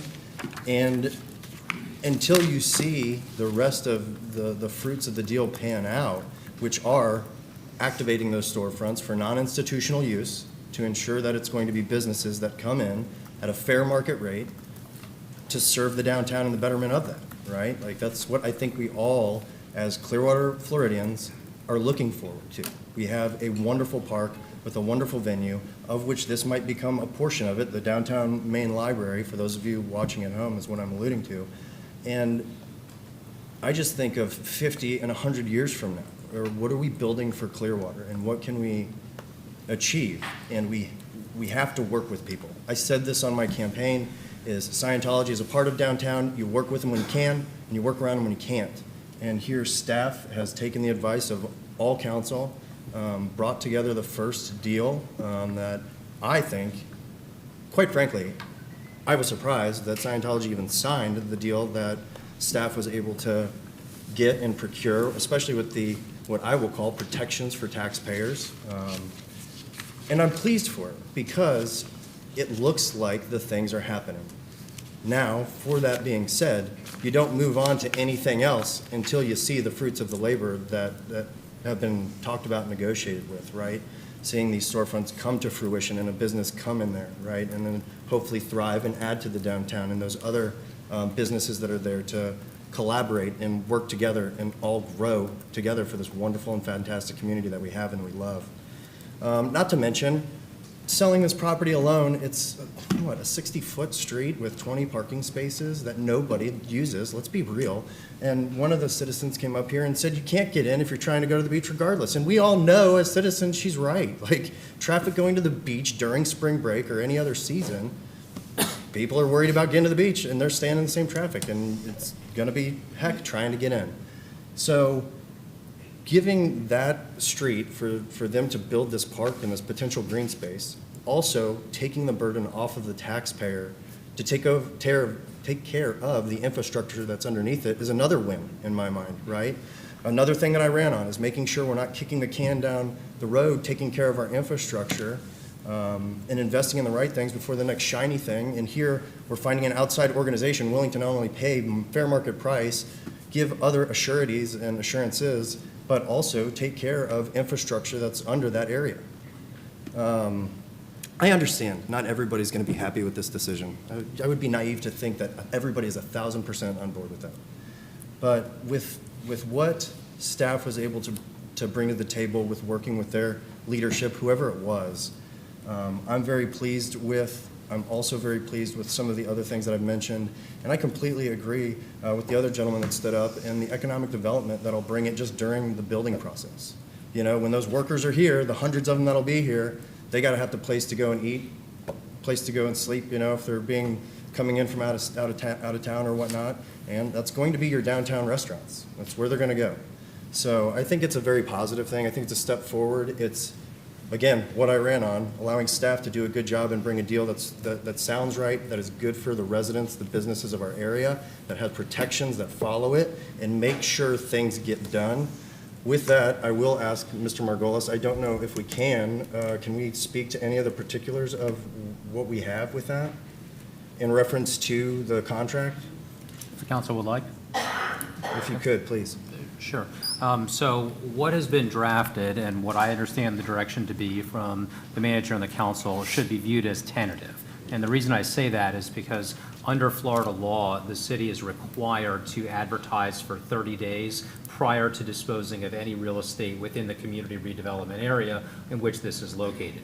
That advertisement indicates that there will be a public hearing on April 3rd as to a purchase and sale agreement if the council votes tonight to approve the ordinance on first reading. So in answering that question, I'm happy to give a tentative answer, but just understand that that is all subject to council's direction and council's discussion. And if council decides tonight that there are changes, amendments, modifications, or if council does not pass the ordinance on first reading, then all of that could be subject to change. Absolutely. That said, the current version of the contract, which again, subject to council's decision and approval, has the purchase price that the manager has approved. I have given legal approval in as much as the city charter requires at least fair market value. I have confirmed that in fact that would be obtained here. In fact, we would obtain more than fair market value for the purchase price. Second, it includes a requirement that the majority of Garden Avenue be developed as green space. As we know, it is currently asphalt and parking spaces, so it would be converted, at least in a majority framework, to green space. Keep in mind, we do not have a final site plan from the church, so we do not know exactly how this is going to look when it's going to be done. That is not currently part of the deal. There has been a lot of discussion about that, but there is no development agreement that has been proposed. There is nothing currently on the table as it pertains to that, other than the requirement that the majority of Garden Avenue be green space, which is a component of the drafted purchase and sale agreement. In addition to that, there is going to be no closing on the real estate until after building permits are obtained and after the building is substantially complete. So in other words, it's not as if the city is transferring the property up front and then wondering what's going to happen after that. The reverse has to happen. They have to build the project first. After they build the project, the transfer of real estate will occur as drafted. In addition to that, there are timeframes that are put in there. Candidly, this was probably the most challenging aspect, and the reason for that is not because it's hard to draft, but because there are different perspectives among council and even within city government as to whether the underlying project is desirable or not. And so that is challenging from a drafting perspective, because if the project is viewed in a favorable and desirable way, then we want the project done as quickly as possible. But if you're someone who does not care for or does not believe in the underlying project, or does not believe the underlying project is beneficial for Clearwater, then your view could be exactly the opposite. So how do we draft something like that? And the answer is to come up with something in the middle, which has specific timeframes in there so that everybody knows how long this is going to take at the outside, but it also creates a specific terminus point. As currently drafted, the buyer is required to obtain building permits and complete the project, or substantially complete the project, by the end of 2029. If they do not complete it by the end of 2029, the buyer has the option to extend the contract by making non-refundable purchase payments to the city. Those non-refundable payments are $300,000 a year, and they occur in one-year increments. So in other words, if they're in the middle of construction in 2029, and then they say, hey, we've run into these issues in construction and we need another year, we need another 2 years, they can purchase extensions for $300,000 a year up until the end of 2033, at which time their right to purchase extensions expires. At that point, the city can withdraw from the deal if in fact the project has not been completed. So that is the framework of what has currently been drafted based on the direction the city attorney's office has received. Again, subject to council's direction this evening. If there is something different the council would like to see, frankly, this is the moment, so don't be shy. So thank you for giving that out, and I hope that that brings some clarity. And to wrap up with that, you know, I'd like to bring up, I have told the city manager to express this when she's negotiating. From my perspective, every time, is that Scientology has a 15-minute video of what they intend to do and what their buildings are. Come and share that at a work session. Like, get the community on board and let them see what you intend to do. It's fantastic. It literally is. If the follow-through is going to be there, which we can see the steps of them starting to activate certain portions of property that they own down here, in my opinion. I know that's not the shared view of everyone, but I think they're really missing a mark by not showing this video. So I would challenge them. I know they've got to be watching this. Please show your video, reach out, and we'll get it on there so that the community as a whole can see what we can do together, right? So thank you all. Thank you for the time. Okay. Councilmember Teixeira. Well, let me begin by saying that I don't perceive this to be the typical run-of-the-mill vacation request. It does not fall under the most common, which is vacating easements for utilities. It is not vacating an alley in a residential area, a corner lot in an open field, or a small strip of land in the middle of private property. What we're talking about is a public street, one of which I use every day. A public street that offers parking and revenue and generates revenue.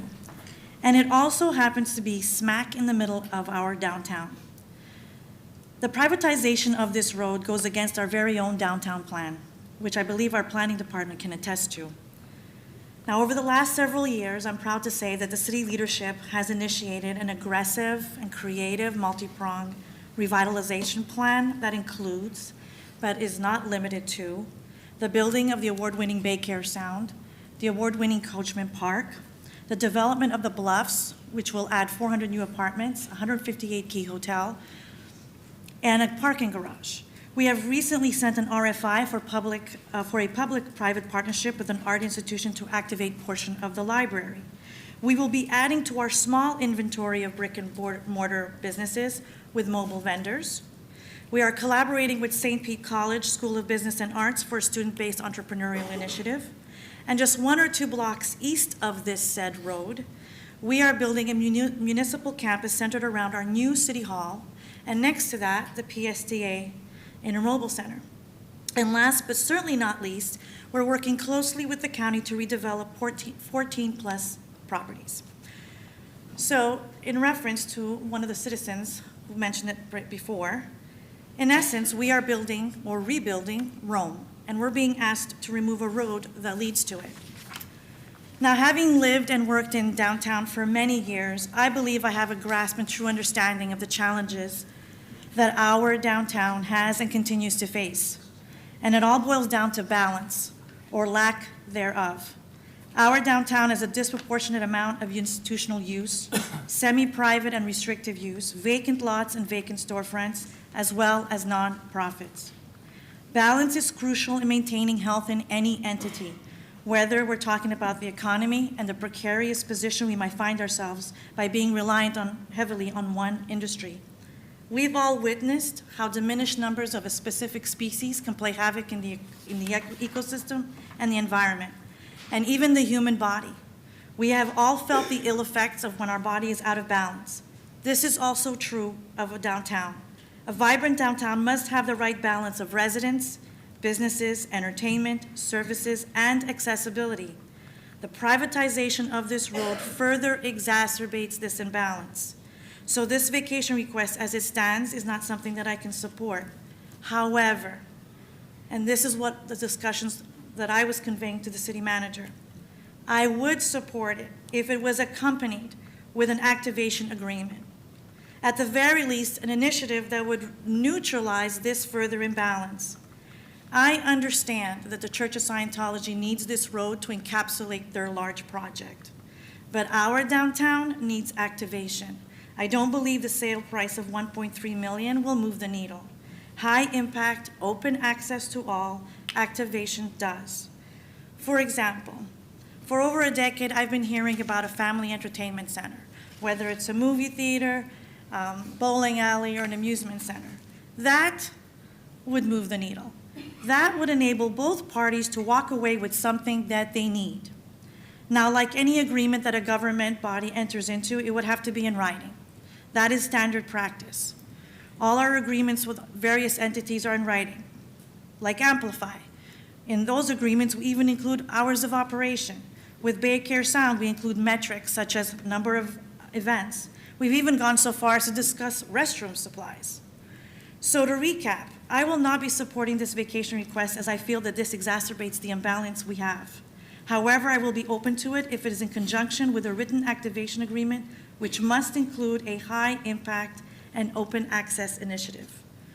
Now, with all that aside, I'm still left with questions, and I have deep concerns about the negative impact on our maneuverability and access when all our initiatives finally come to fruition.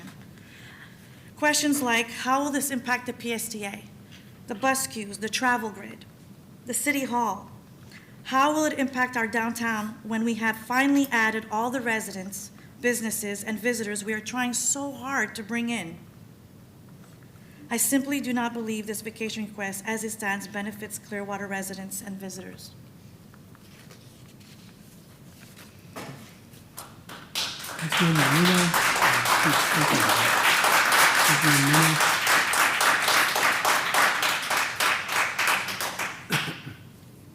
Thank you, Mayor. Thank you all for being here.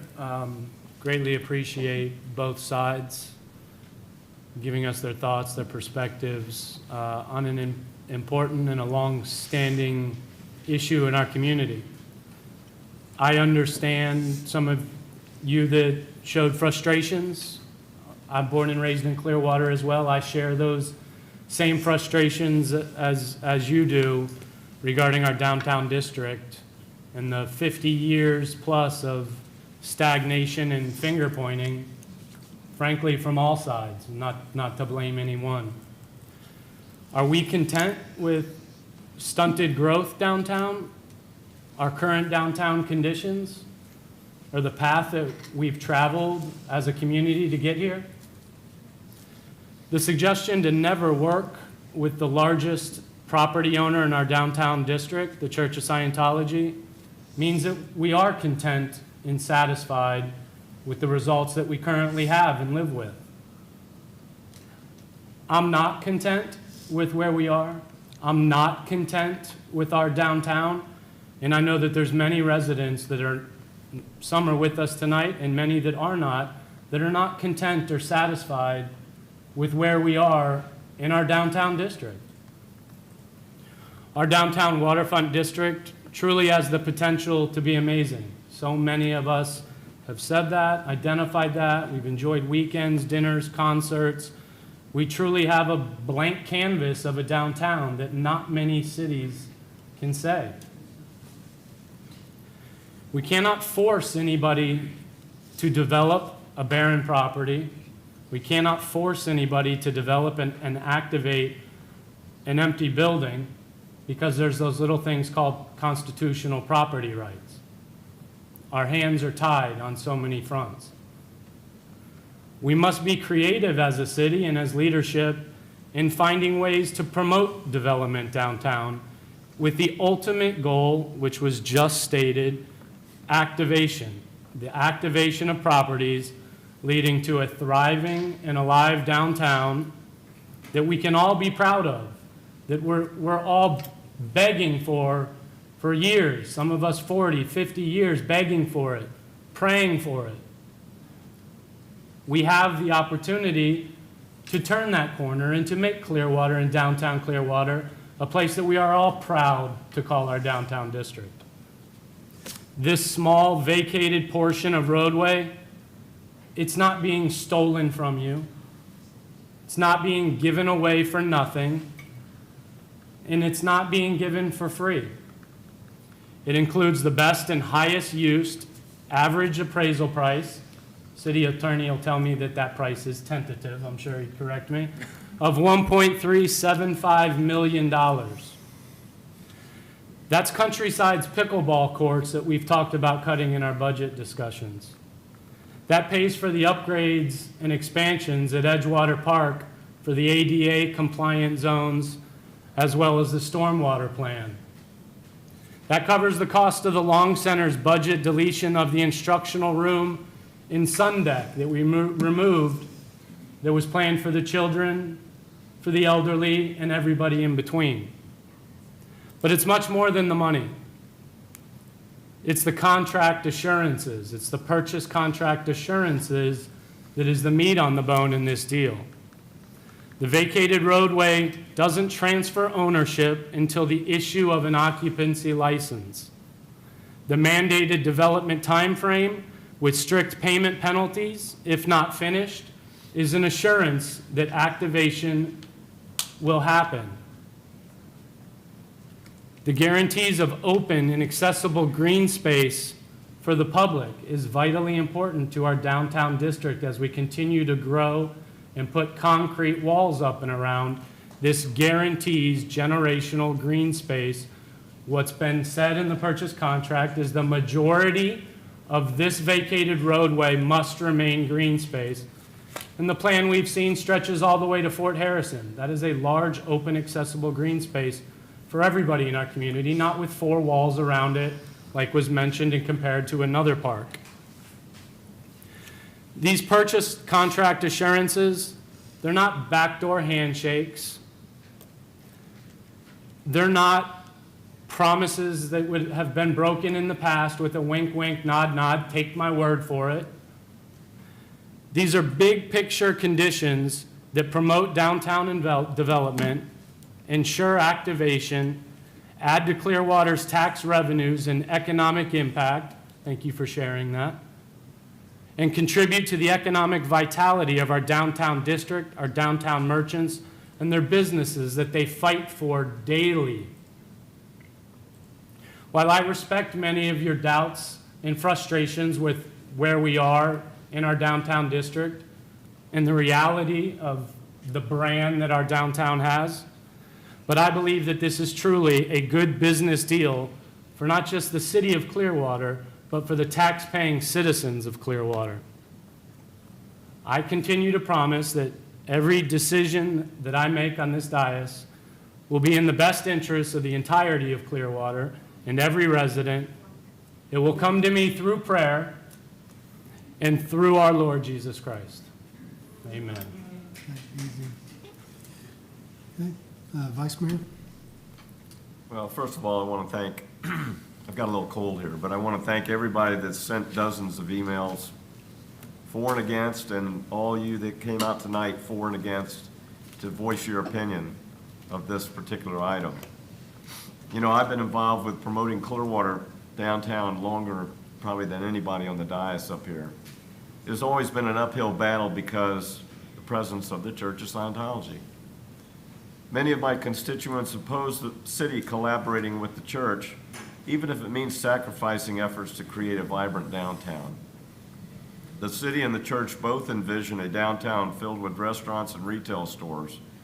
But can we trust the church to prioritize the public's best interest in making this a reality? The church believes it has taken the first step by investing millions in a plan to achieve this goal. Additionally, it has acquired numerous downtown land parcels to facilitate development, but collaboration with the city is essential to bringing this vision to fruition.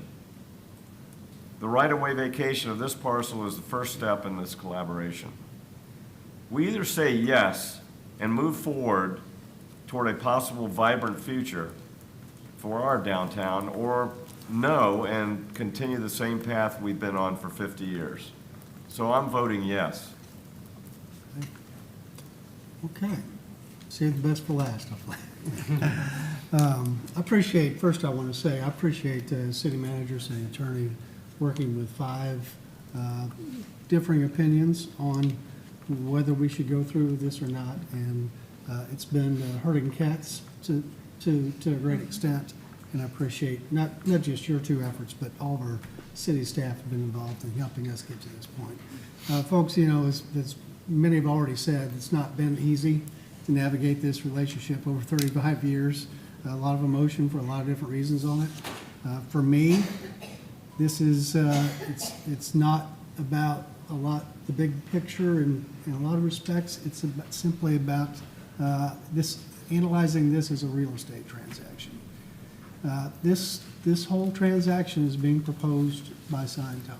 It's not being proposed by any of us or the city. This is their idea.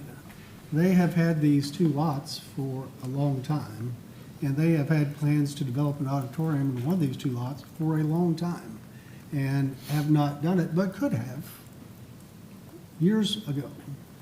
And they don't need this street closed to develop this auditorium, and haven't needed it to develop this auditorium. So this is something that's being proposed by them. I'm not entirely clear on why they want the street closed, why that makes a difference, because as was pointed out, we don't have a site plan to see how they're going to build it out. But for me, that's very important. As has been said by a number here today, for me, it's not about the price. It's about how the building's going to look. It's about if the city is going to give up the street, then what is the city getting in return?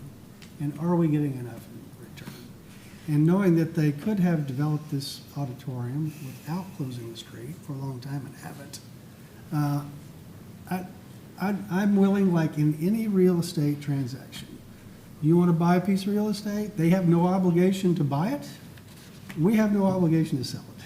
But if you're interested in buying it, then make us an offer and then we counter. And we have. 5 of us have wanted different things in return that we feel like can make it a win for the city to get those. And I believe majority, maybe 3 of you have what you think you need, but I don't. I don't have that. I have things other that I have asked for. I think the appearance of the building is very important to the future of downtown Clearwater. This building is on our gateway to Clearwater Beach. It's really a gateway to millions of visitors who come here and maybe want to come back to downtown Clearwater. So to me, how the building appears, where it's situated is very, very important. And I ask for some agreements on design, so on and so forth, but we don't even have a site plan yet. One of the first drawings I saw was attached to this agenda item. So I think it's, the only way we would do this as a city, from my seat, to get my vote, is to have in here, in an agreement, which I've still not seen yet, things that would value the city going forward. And those haven't been what I hear are going to be in the agreement. But I think it's, as Karen Cunningham came to the microphone earlier and said, you know, I don't think it's a good idea for us to piecemeal this. And I feel like before we even know what is in the agreement, before we even have an agreement presented us to consider, I feel like it's premature to vote to pass this ordinance without, particularly in my case, without feeling like there's going to be a written agreement, person's agreement, that I can vote for and support. So I think whatever we do there, again, if we're going to help them develop their building by closing the street, we need to have something in it in return for the city, and a simple purchase price for me is just not enough. So I'm going to vote no on this agenda item because I just believe it's premature. And what I'm hearing about agreement we would have, that the terms that I wanted in don't appear to be what's going to be landing in the final agreement. So, and again, we don't have a site plan for this. I just think we're doing way too much, way too soon. And so I'll be voting no on this particular agenda item. Okay? So with that, is there any other discussion? Sorry, I omitted a very important point. We were talking about the past and being on the same path and expecting different results. Actually, conveying of land has been the same path. That is our history. There's been many instances from 1984 as recent to December of 2021 where we have conveyed property through contract or ordinance, which resulted in expanding their territory. And I don't know if anything has materialized over the years where we could celebrate it. So we're not really changing anything by conveying another piece of property. We've done that repeatedly before. So I just wanted to clarify that. This is nothing new. Councilmember Cotton. Yeah, thank you, sir. So this is why I think it's extremely important that Scientology share the video that I'm pretty sure all of us as elected officials sat through, which was their pitch for you guys to see it too. We don't have a site plan yet, but they literally showed us what they intend on building, and it matches all of their downtown buildings. It is nothing taboo. And is it written in stone? No, but I do believe that all of us got a glimpse at what they intend on doing. Let me just tell you, if they switch it in the 11th hour from what was on their video to something extraordinary, you got me. Yeah, you pulled the wool over my eyes, but I just don't think that that's going to happen, and that's why I implore them to come during a council session and work session and show the video. Let everybody see it. I am all for talking about this in the limelight, like one of the residents alluded to. I think the taboo of Scientology being in Clearwater needs to be a thing of the past. We shouldn't feel like we can't talk about it openly. It's just another people group that is within our hometown, and we should be able to openly talk about it without feeling awkward about it. So with that being said, again, I think that the church, it's really on them, hopefully sooner than later, to come and show everyone else what their plan is. So with seeing that video and being told this is our intention, that's good for me to know this is what they're going to be doing, not pulling something out from the magician's hat and taking us for another loop. So, as well as what we went over with the contract. Again, I'm surprised and happy that they signed those potential contracts, I should say, the potential contract, seeing as what happens tonight. So I just wanted to say that as well. Okay. Anybody else? Jump in again? Yep. Something else, yeah. I think this is great. I think participatory government is what our community needs. You can laugh if you want. This is healthy. This is what communities need to have open, honest, transparent dialogues on some of their biggest challenges that they face. We cannot. Folks, look. Thank you for the respect, Mr. Bunker. It's appreciated. We cannot, as previous might have, hide behind a veil of secrecy and have our backdoor discussions that have gotten us the results that we have. That doesn't work anymore.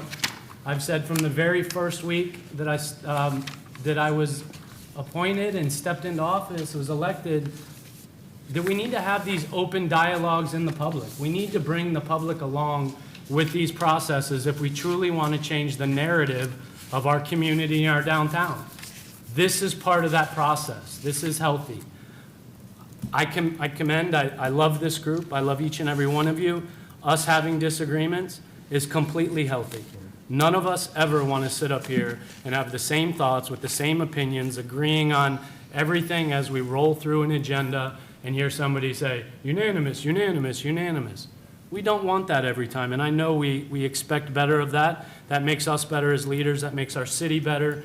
We produce a better product for our visitors and for our businesses. So I'm with you. I challenge the church myself as well. I think you're 100% on when you say that, is if we're truly going to be some sort of partnership in the success of our community and downtown, come to the table. Come chat with us. Engage our citizens. Let's talk open and honestly about our plans, about the directions we're going, so we can create the brand and the image of a Clearwater that we're all proud of. And I know we would all relish that opportunity. So I'm going to vote yes without a doubt on this, and I look forward to more public engagement going forward in the light. Anybody else? Okay. City Attorney? Thank you, Mayor. Just to kind of discuss procedurally where we're at and kind of what the options are for the council at this point. So there are two parallel processes taking place, one of which is the vacation ordinance, which is pending before you this evening. The other is the purchase and sale agreement, which would be forthcoming. Both of those have to kind of work in tandem with each other, even though they're not on the same agenda tonight. That's true for Gotham. It's true for any other deal. The reason they don't come forward identically at the same time is because they have different advertising requirements. So the 30-day purchase and sale requirement arises under the Community Redevelopment Act. That's why the PSA is not on for tonight's agenda. However, the advertising requirements for the vacation ordinance are a bit different. But both of those will have to go together in the sense that either the council will ultimately vote to approve both a vacation ordinance and its accompanying purchase and sale agreement, or neither, because both of them are conditioned upon each other. So the body of the ordinance says that it will not go into effect unless and until the council approves a purchase and sale agreement. The reverse is also true. As drafted, the purchase and sale agreement says it does not go into effect unless and until the council approves the vacation ordinance. As far as next steps from here, the council has three options, in no particular order. I guess maybe order of simplicity, but other than that, no preferential order. Option number one is to disapprove the ordinance, in which case, if it is disapproved, then I would assume the deal is dead. Option number two is for the council to approve the ordinance on first reading. If you vote to approve the ordinance this evening on first reading, then the ordinance will come back to you on second reading, as well as a purchase and sale agreement at the March 31st daytime work session. At that time, if it's still on track, it will advance to the April 3rd council meeting, at which time council will have two agenda items, one of which would be the second reading of this ordinance, and the other would be the accompanying purchase and sale agreement. So, in other words, voting to approve the ordinance tonight would keep that on track for an April 3rd final approval. And the third and final option is to continue this item to the April 3rd meeting. In other words, the council is not required to take action this evening on the first reading of the vacation ordinance. If the council prefers, a motion could be made to defer this action until the April 3rd meeting, which means the council will be voting on April 3rd as to the first reading of this ordinance as well as the purchase and sale agreement. And so that would mean, to the mayor's point, that both items would come together at a single council agenda item, as opposed to council casting a vote tonight for the first reading only of the vacation ordinance. The end outcome of this is going to be the end outcome, but if the timing is a matter of concern for council, you definitely have the option to continue the meeting from tonight if you so choose. So those are your three options: either vote to approve, vote to disapprove, or vote to continue. Do you have anything? Mayor, may I make a motion to approve agenda item 6.3 for the vacation of right-of-way and the purchase and sale agreement? Second. All those in favor? Aye. Opposed? Nay. Nay. So that would be Councilmember Menino, Vice Mayor Albritton, and Councilmember Cotton voting yes, and the mayor and Councilmember Teixeira voting no. Thank you. We'll move to item 6.4 on the agenda. Amend the city's fiscal year 2024-2025 operating and capital improvement budgets at first quarter and pass ordinances 9819-25 and 9820-25 on first reading. Good evening, Mayor and Council. Kayleen Castle, Budget Director. This is the first quarter budget review for the fiscal year 24-25 budget. This report reflects 3 months of activity, October through December, and also includes council action to date. In the general fund, revenues and expenditures are increased by $5,443,242 for the following council-approved appropriations of general fund reserves: $2,020,000 to fund the Drew Street project, $861,000 to fund the increase. Excuse me, if you could. Folks, yeah, thank you for carrying on your conversations outside the room. Thank you. $861,000 to fund the increase to the MSB renovations project, and a total of $2,562,242 to fund public safety bargaining agreements. Adjusted for all items listed in this report, general fund reserves are approximately $60.9 million, or 30.5% of the fiscal year 24-25 general fund expenditure budget. This exceeds our minimum reserve requirement by $43.9 million at first quarter. In the solid waste and recycling fund, expenditures are increased by $854,000 transferred to the capital fund for the Philip Jones Park renovation project. Sufficient revenues were budgeted in the fund to cover this increase to expenditures. And in the administrative services fund, expenditures reflect an increase of $500,000 transferred to the capital fund for the MSB renovations project, and this is offset by an allocation of fund reserves. In the capital improvement fund, a net increase of $10,723,638 is reflected at first quarter. This is primarily related to the following previously approved amendments: an increase of $861,000 in general fund revenue, $500,000 in administrative services fund revenue, and $2,365,000 transferred from building and maintenance projects to fund the increase to MSB renovations. $2,020,000 in general fund revenue and $980,000 from impact fees to fund the Drew Street project, $88,000 in grant revenue from FDOT, and $22,000 in reimbursement revenues for the Air Park Beacon project, $1,255,000 in impact fee revenue for the Parkland acquisition project, $854,000 in solid waste fund revenue for the Philip Jones renovation project, and $1,550,000 to the interfund loan for the Beach Marina upgrade project. Other significant amendments to capital projects in this report include an increase of $500,000 to garage fund revenue in the roofing repair project, and this is just to correct an error that we made in the third quarter fiscal year 24 amendments. There's also an increase of $236,153 in governmental revenues in the police CAD replacement project, an increase of $64,980 in grant revenues from FDLE, and $90,910 from surplus equipment in the police equipment replacement project, an increase of $98,196 of property owner share revenue in the gas Pinellas New Mains project, and a decrease of $769,047 of lease purchase revenue in the telecommunications upgrade project. In the Special Program Fund, an increase of $1,886,469 is reflected at first quarter. Significant amendments include the recognition of $100,000 of grant revenue for the Clearwater Ferry PSTA program as previously approved by the council. We're recognizing $395,488 in public safety grant or governmental revenues and agency assistance programs, all for public safety programs. $597,035 in contractual services revenue for police extra duty. $303,639 in fines and court proceeds for public safety programs and the tree replacement program. $129,960 reimbursed from the Countryside Christian Academy to fund the school safety officer program for the current school year.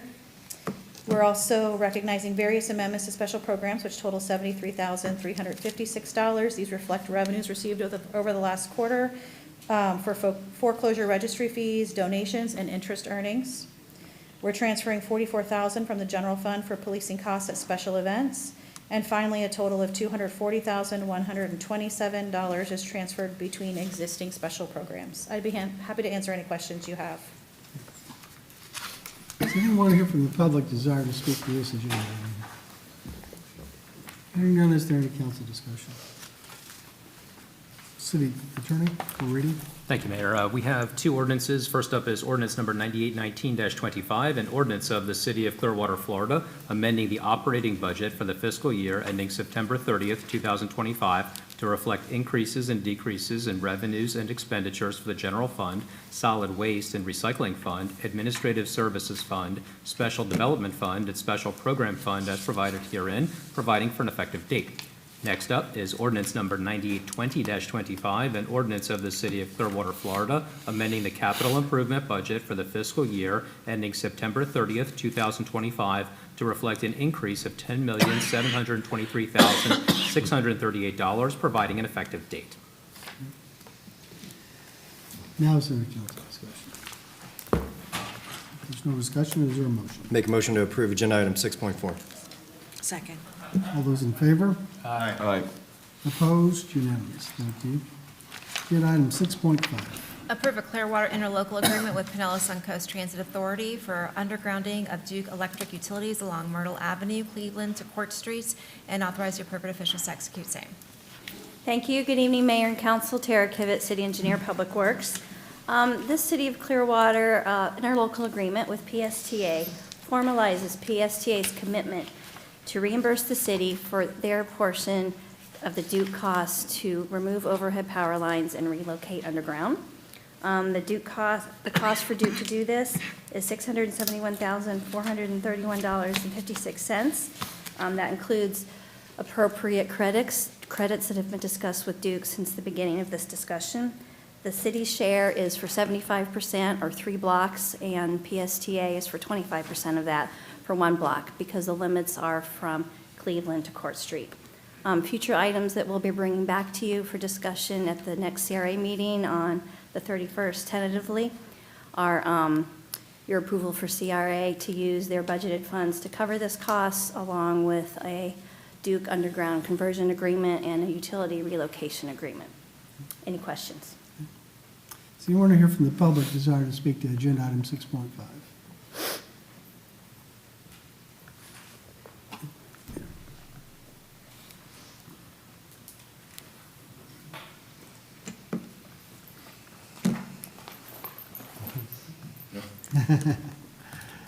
Good evening, Mayor, council members.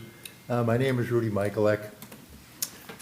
Probably the only thing I would reference with regards to this is a number of months ago, Duke Energy came forward as part of the process of us looking at our own electrical system and identified that they had to set aside by requirement of the state several $billion, I think, of monies to adapt the electric system to underground systems. I think I just heard that the city was paying for this, and/or PSTA was paying for this, and it would seem an opportunity to see if Duke would step up to the plate and provide some of the dollars for this. I have not researched this, so I may be talking way off in left field somewhere, but I just would like to make that point. Thank you. Is anyone else here from the public desire to speak to this agenda item? If not, is there any council discussion? If no discussion, is there a motion? Motion to approve agenda item 6.5. I'll second that, but I do have a, Oh, sorry, didn't see it. that's all right. It seems to me that it was too bad that, didn't they replace all those transmission or distribution lines, I guess is what they're called? Recently, they put them in. They Why- have started to, but they have not invested in their whole full-scale hardening in this area yet. So Okay, the all right. timing's just barely. And like I mentioned, they are giving us the credits that were earlier discussed, even though they did a little bit of work before our undergrounding agreement Okay, came well, forward. that's what I noticed. I Yeah, just wanted to make right. sure they took that into account. So they've aligned, from what I've seen, with the same amount of credits. It's about 39% ever since we started discussions in early '24, late '23. Okay. I second. Okay.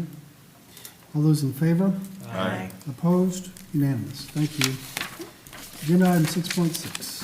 Authorize an increase and extension on the purchase order to Gator Grading Paving LLC of Palmetto, Florida for the 2021 roadway resurfacing project on a unit price basis and the not-to-exceed amount of $1,500,000, bringing the purchase order total to $4,050,000, and extends by 153 calendar days through September 30, 2025 pursuant to bid 19-0045-EN, and authorize the appropriate officials to execute same. Thank you, Ms. Call. Good evening again. Tara Kivett, City Engineer, Public Works.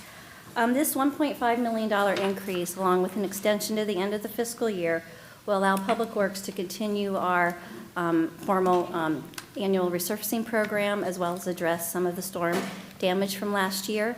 This specifically includes working at redoing some of our beach parking lots, with the exception of Rockaway that was just finished earlier in March, and that required complete reconstruction, so a paving contractor wouldn't have been the right fit for that project.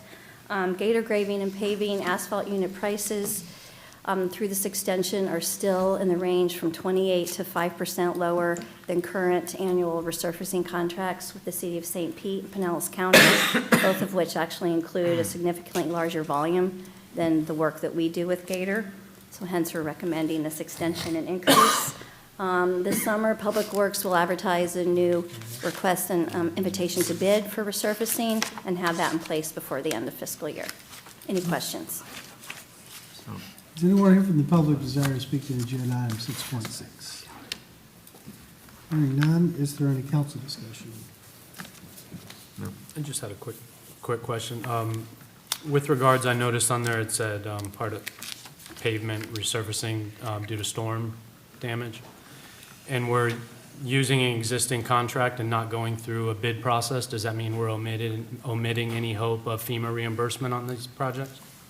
It is not a sure thing, but given that we've had this contract in place and the unit prices are competitive, we're optimistic. It's never 100% with FEMA. Right. And that's redoing a handful, I think 3 of the beach parking lots where we were storing sand and they got Yeah. beat up Yeah, through that no. process. Agreed. I thought to qualify, we had to go through an actual bidding process and not just accepting an already agreed upon contract. That's all. There's different options, but we've been moving forward with this. Like I said, we're 100% sure that when we rebid this, costs will go up, Yeah. given what we've seen from other municipalities and other similar contracts. I would agree. Thank you. Okay. All right. Is there a motion? Move to approve agenda item 6.6. Second.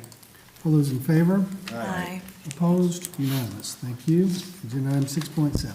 Approve a contract for the purchase of real property located on Stevenson's Creek shoreline, also known as parcel identification number 10-29-15-000-120-0100 by the City of Clearwater from current owners Kumar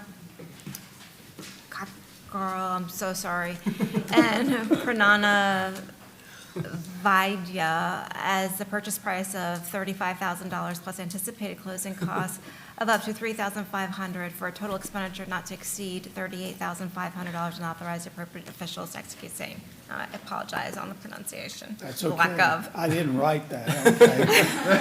Can you Good pronounce it evening, for us? Mayor, council members.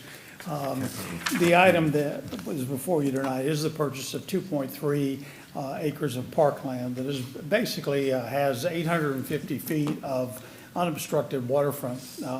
The land is a vegetated wetland, and it will provide a buffer between Stevenson's Creek and adjacent residential properties. This property is located along Stevenson's Creek. It's just northeast of, hopefully, there you go. Is that upside down? Yeah.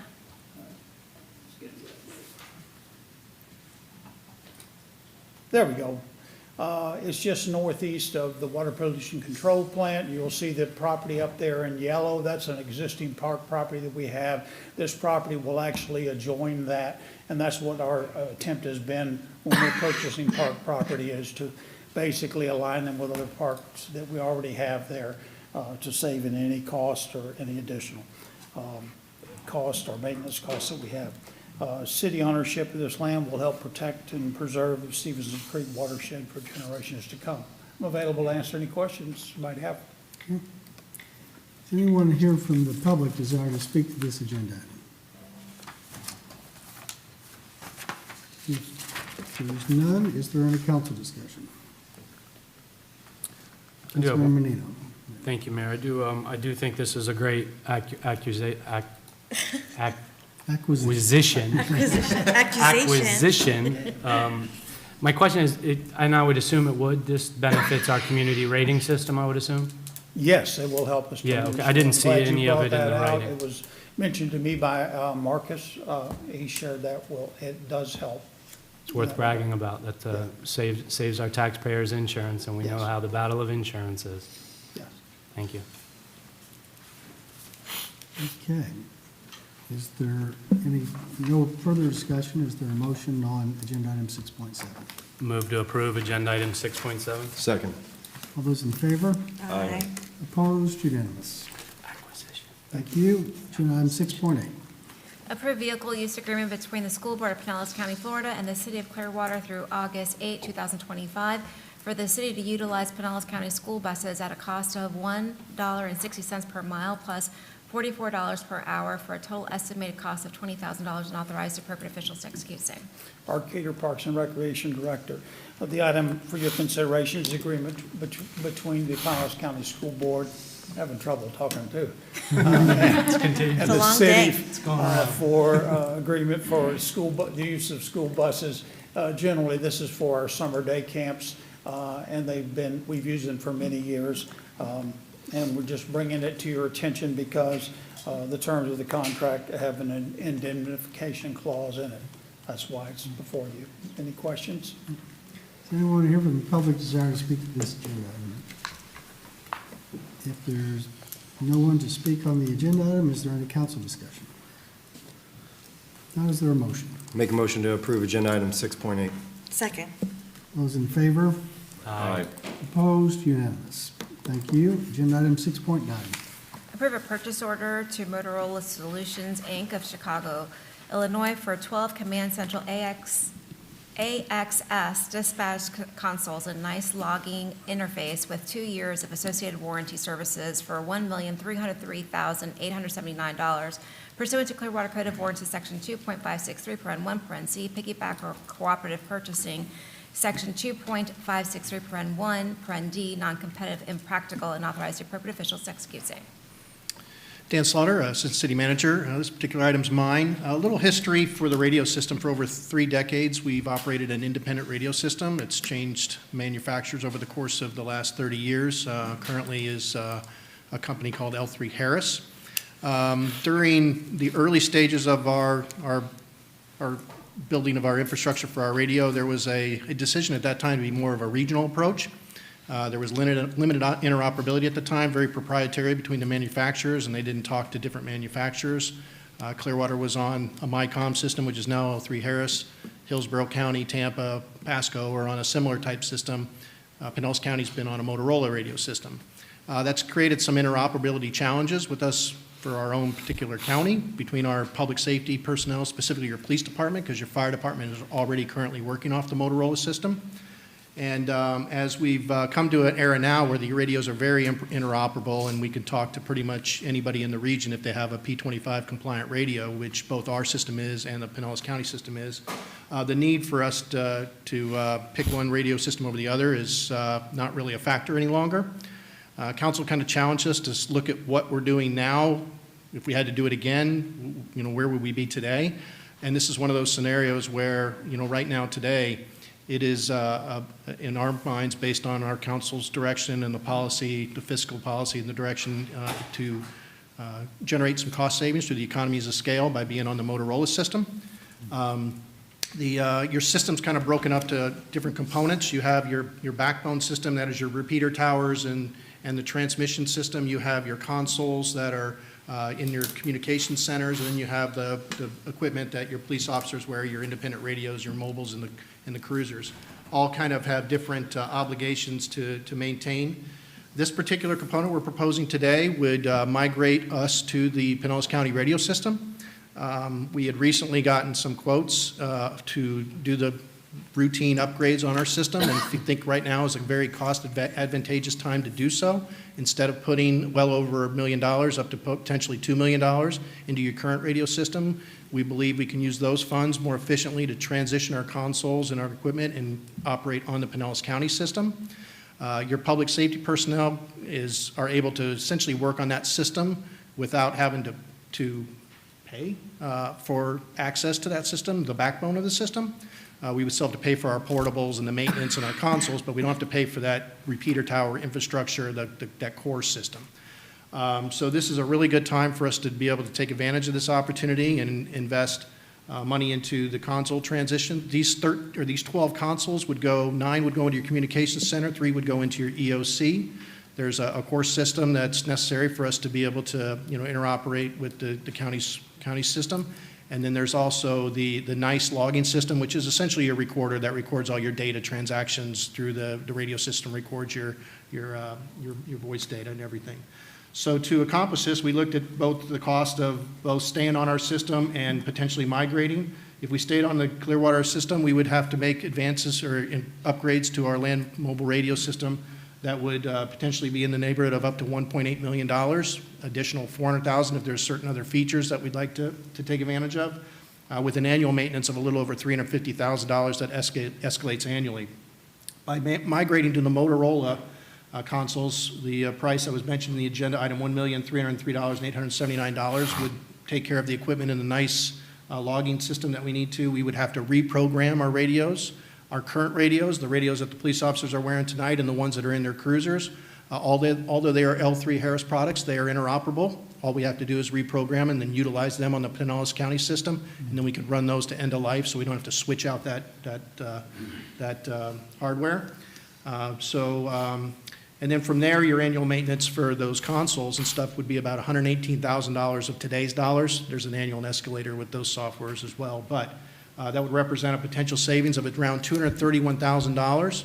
The one caveat, though, that is yet to be figured out is your non-public safety personnel, which we do have some that will remain on the system. We are migrating a lot of those to cell phones and other technologies as opposed to putting them on a radio. Many of them, like in marine and aviation, they were using portable radios to talk to the trades worker who's like 3 docks over. You can essentially get, you know, Hello Kitty ones from Target and do that. So we ended up finding a more efficient way to effectively do that. But there will be a cost for the ones that we do know we do. We will need some stormwater people. There is certainly the solid waste people. There is some staff, and we will work out with the county what those numbers would be. Our estimate is that cost is about $50,000 a year, at least mine $50,000 to $75,000 a year. But we do believe that the savings will, you know, certainly make it well worth it. Not only will you have a reduction in your annual maintenance costs, you won't have to necessarily put capital dollars into that portion of the infrastructure every so often. 10 years is about the number. You will have to renew your consoles and do that stuff just as we do now, but it's those repeater towers and such that we won't have to move forward with. So we're proposing making this switch and migrating over to the Pinellas County system. Not only do we think it makes fiscal sense, the police chief is a supporter of it. Being an experienced K-9 handler, he had done a lot of work interoperable throughout the county and sharing with other agencies, and finds the ability to be on two systems on operational benefit. There's also the operational benefit of should there be some reason that your communication center were compromised, say the building had some catastrophic issue. This would make us more efficiently able to go and share space down at the county's location as well. Donna Beam, who is kind of the subject matter expert from the Pinellas County for their radio system, is here tonight, along with David Hare, one of their deputy directors. So they can certainly handle any technical questions that would be probably well beyond my capability. More than happy to answer questions. I think she just got an award, didn't you? No. That's somebody else. But she deserves one. Okay. No. Okay. It's beyond. Does anyone here from the public desire to speak to agenda item 6.9?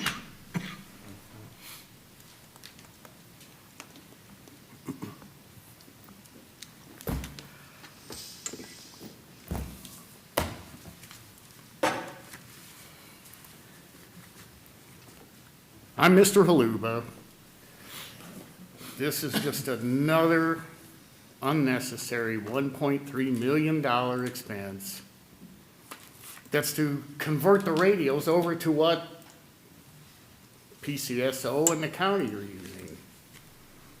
Don't have to do that if you get rid of Clearwater Police, like you should do, and save $14 million a year. That number keeps going up. Now, the PDF attached to this item has 4 sections comprising well over 90 pages. And I just wonder if any of you can somehow indicate to me that you've read all of that. Seeing none, unanimous. No reaction, because you didn't read it. So let me tell you that there is a glowing thank you letter of praise from Motorola, not directed to Ms. Poirier, but directed to the real city manager, the fiefdom member we all love and hate, the evil and unethical Daniel Slaughter. Does anyone else here from the public desire to speak to agenda item 6.9? If not, is there any council discussion? Councilmember Cotton? So I'm happy to see this agenda item come forward because operating in this county under the 911 system, I can't tell you the benefit it has to be able to go to mutual aid programs, especially during times like Helene and Milton, and operate with certain task force while we're trying to get emergency protective measures taken care of. So I think this is a very smart move. Thank you for using the direction of the guidance of trying to see what was old and where money could be better allocated to bring us back into operating with our partners and other local agencies. So yeah, I'm 100% for this. It'll just be very good for everybody. I mean, Clearwater Fire's already on it, bringing the police department in, and their ability to even talk when they're on 911 scenes together, if they choose to, is going to be paramount. So I think this is a great thing. Anybody else? Just for the record, I read every document in the agenda. Encourage the public to do so too. I think there are citizens here, Mr. Michael, Mr. Johnson, I think you read all of those. You point out to us when things aren't posted on time. So many citizens read these things, and I do, and I'm pretty sure the rest of the council reads every document that's attached. And we appreciate the time our staff takes to make sure all the appropriate documents are in these agenda items. So with that, is there a motion? Yeah, motion to approve agenda item 6.9. Second. All those in favor? Aye. Opposed? Unanimous.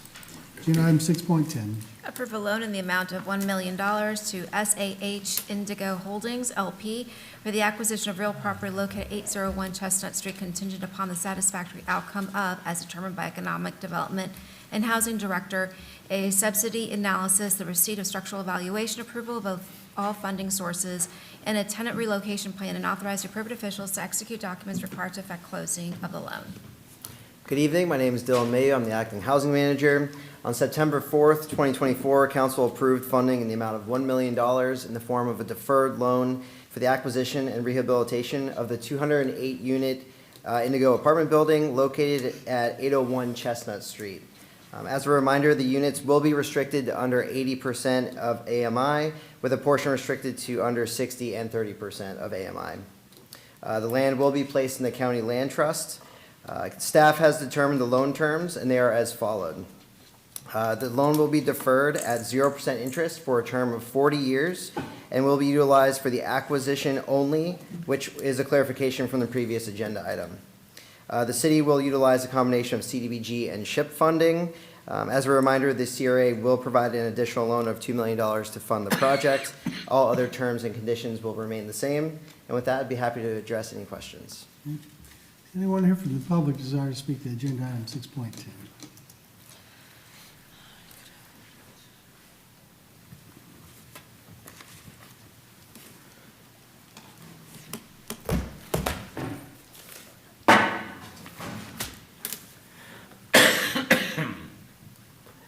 I'm Mr. Haluba.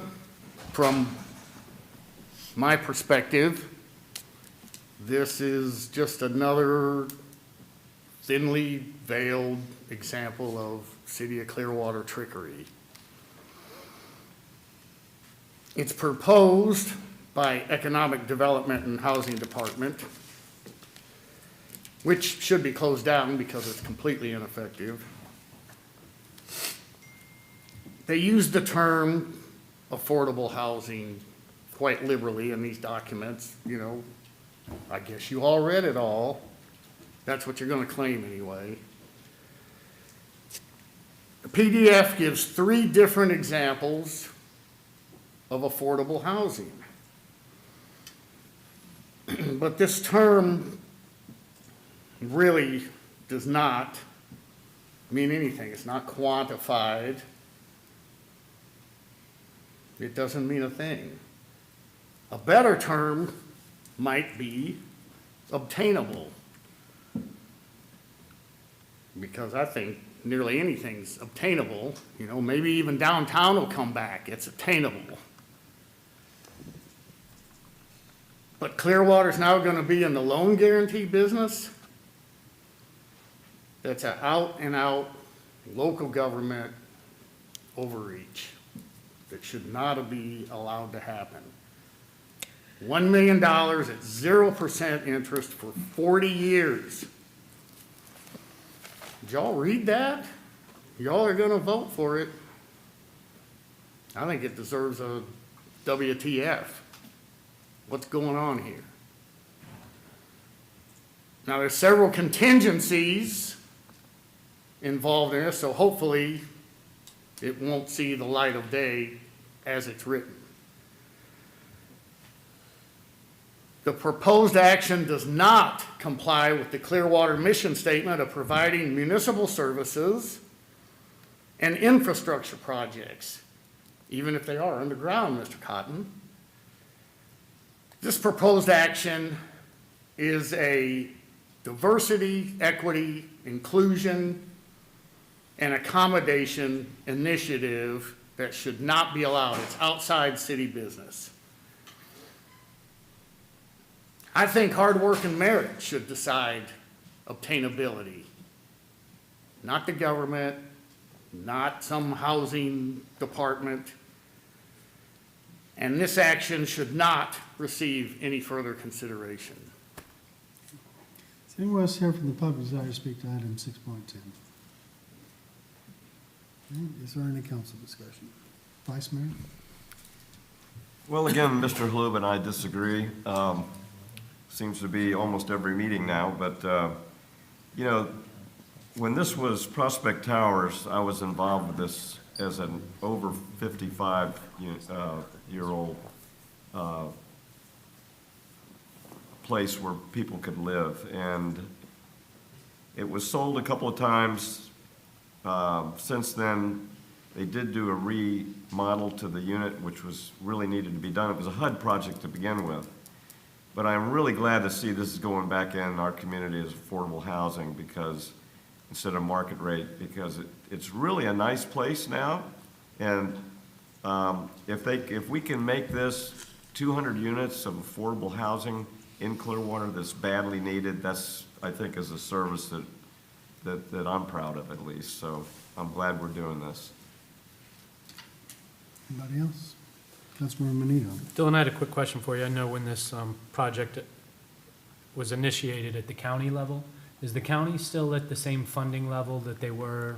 It They seems are. like we haven't talked about this one for a handful of months, but. Yeah, they are. Yeah. And was that Yes. $10 million originally, or? 10 million, well, it's a blend. So the land trust is coming in with a portion of that, and then Penny is covering the rest. But I believe it's around 10 million. I can get you that exact number as No, well. you're good. I just wanted to make sure nothing changed on that funding end.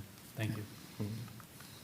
Yeah, to your point, this is a bigger project than just the city of Clearwater. This is a number of partners involved. Absolutely. We're just playing our role, so, to clarify for the public, so. Yes. Okay, is there a motion? Yes, I'll make the motion to approve agenda item 6.10. Second. All those in favor? Aye. Opposed? Unanimous. Thank you. Agenda item 7.1. That is the second reading of ordinance, so we have ordinance number 9813-25, an ordinance of the City of Clearwater, Florida, amending Chapter 2, Article 5, Division 3, Employees Pension Plan, amending Section 2.413, Plan Administration, amending Section 2.418, Disability Benefits, providing for inclusion in the code, providing for severability, providing for a repealer, and providing for an effective date. Does anyone here from the public desire to speak to agenda item 7.1? Okay, if not, is there any discussion? If none, is there a motion? Make a motion to approve vote, agenda item 7.1, Mr. Menino. I would love for you to. I'll second that one. Those in favor? Aye. Opposed? Unanimous. Agenda item 7.2. Mayor, this is the second reading of the ordinance in relation to the e-bicycles and scooters. And just to recap, the council had previously directed the modification of this ordinance as originally brought forward. It covered 3 different areas that has subsequently been refined to include beach walk only, beach walk as defined in Beach by Design. And so just to be clear, that is the ordinance that is currently in front of you, which involves beach walk only.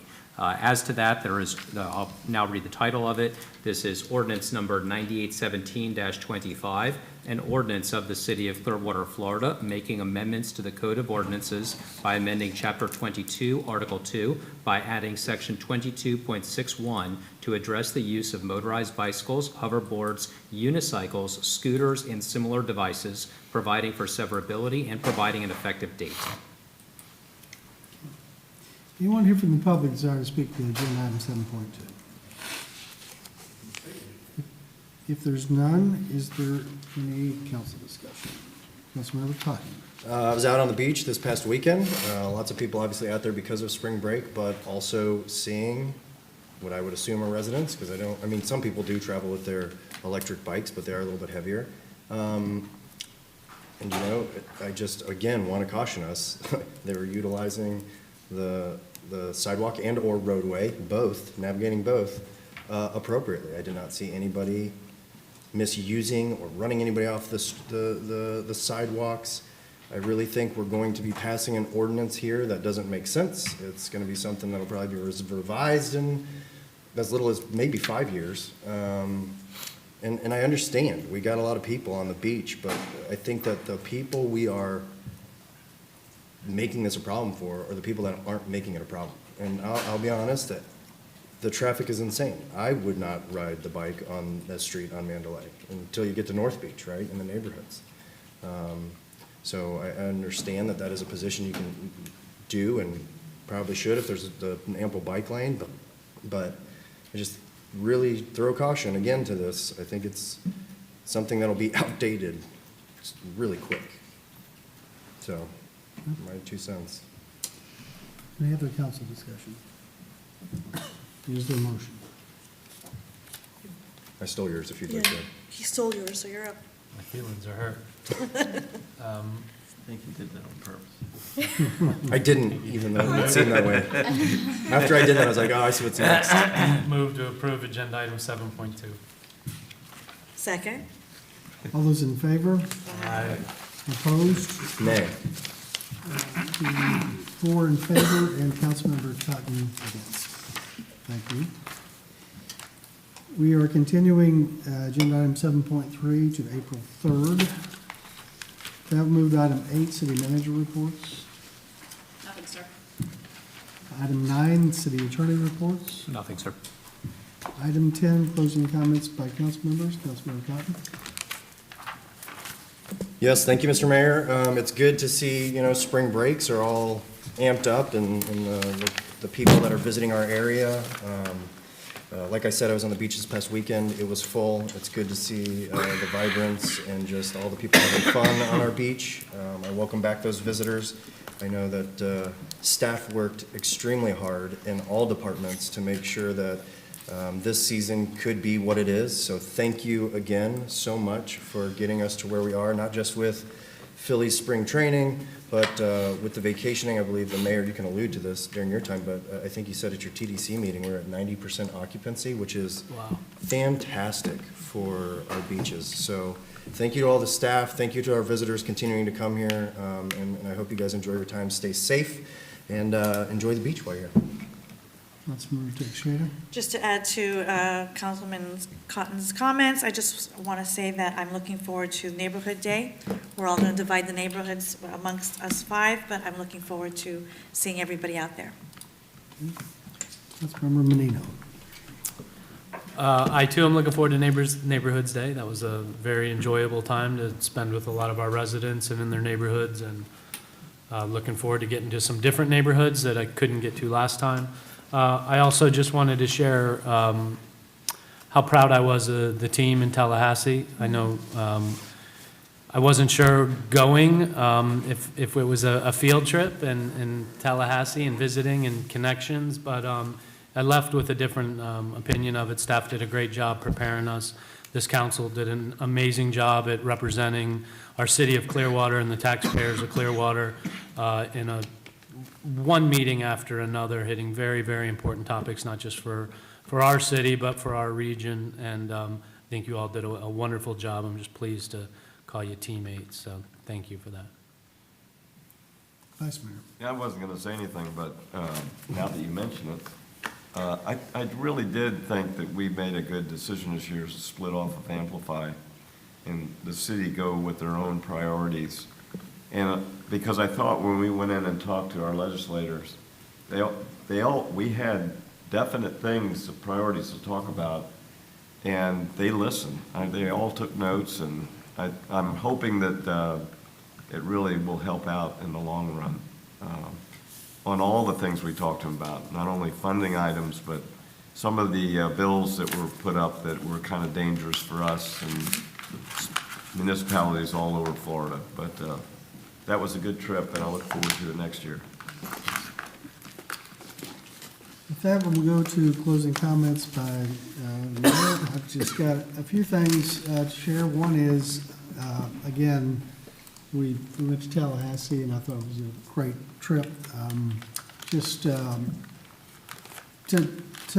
In addition to advocate for some certain things that are important to the city of Clearwater, but to thank our legislators for what they do for us.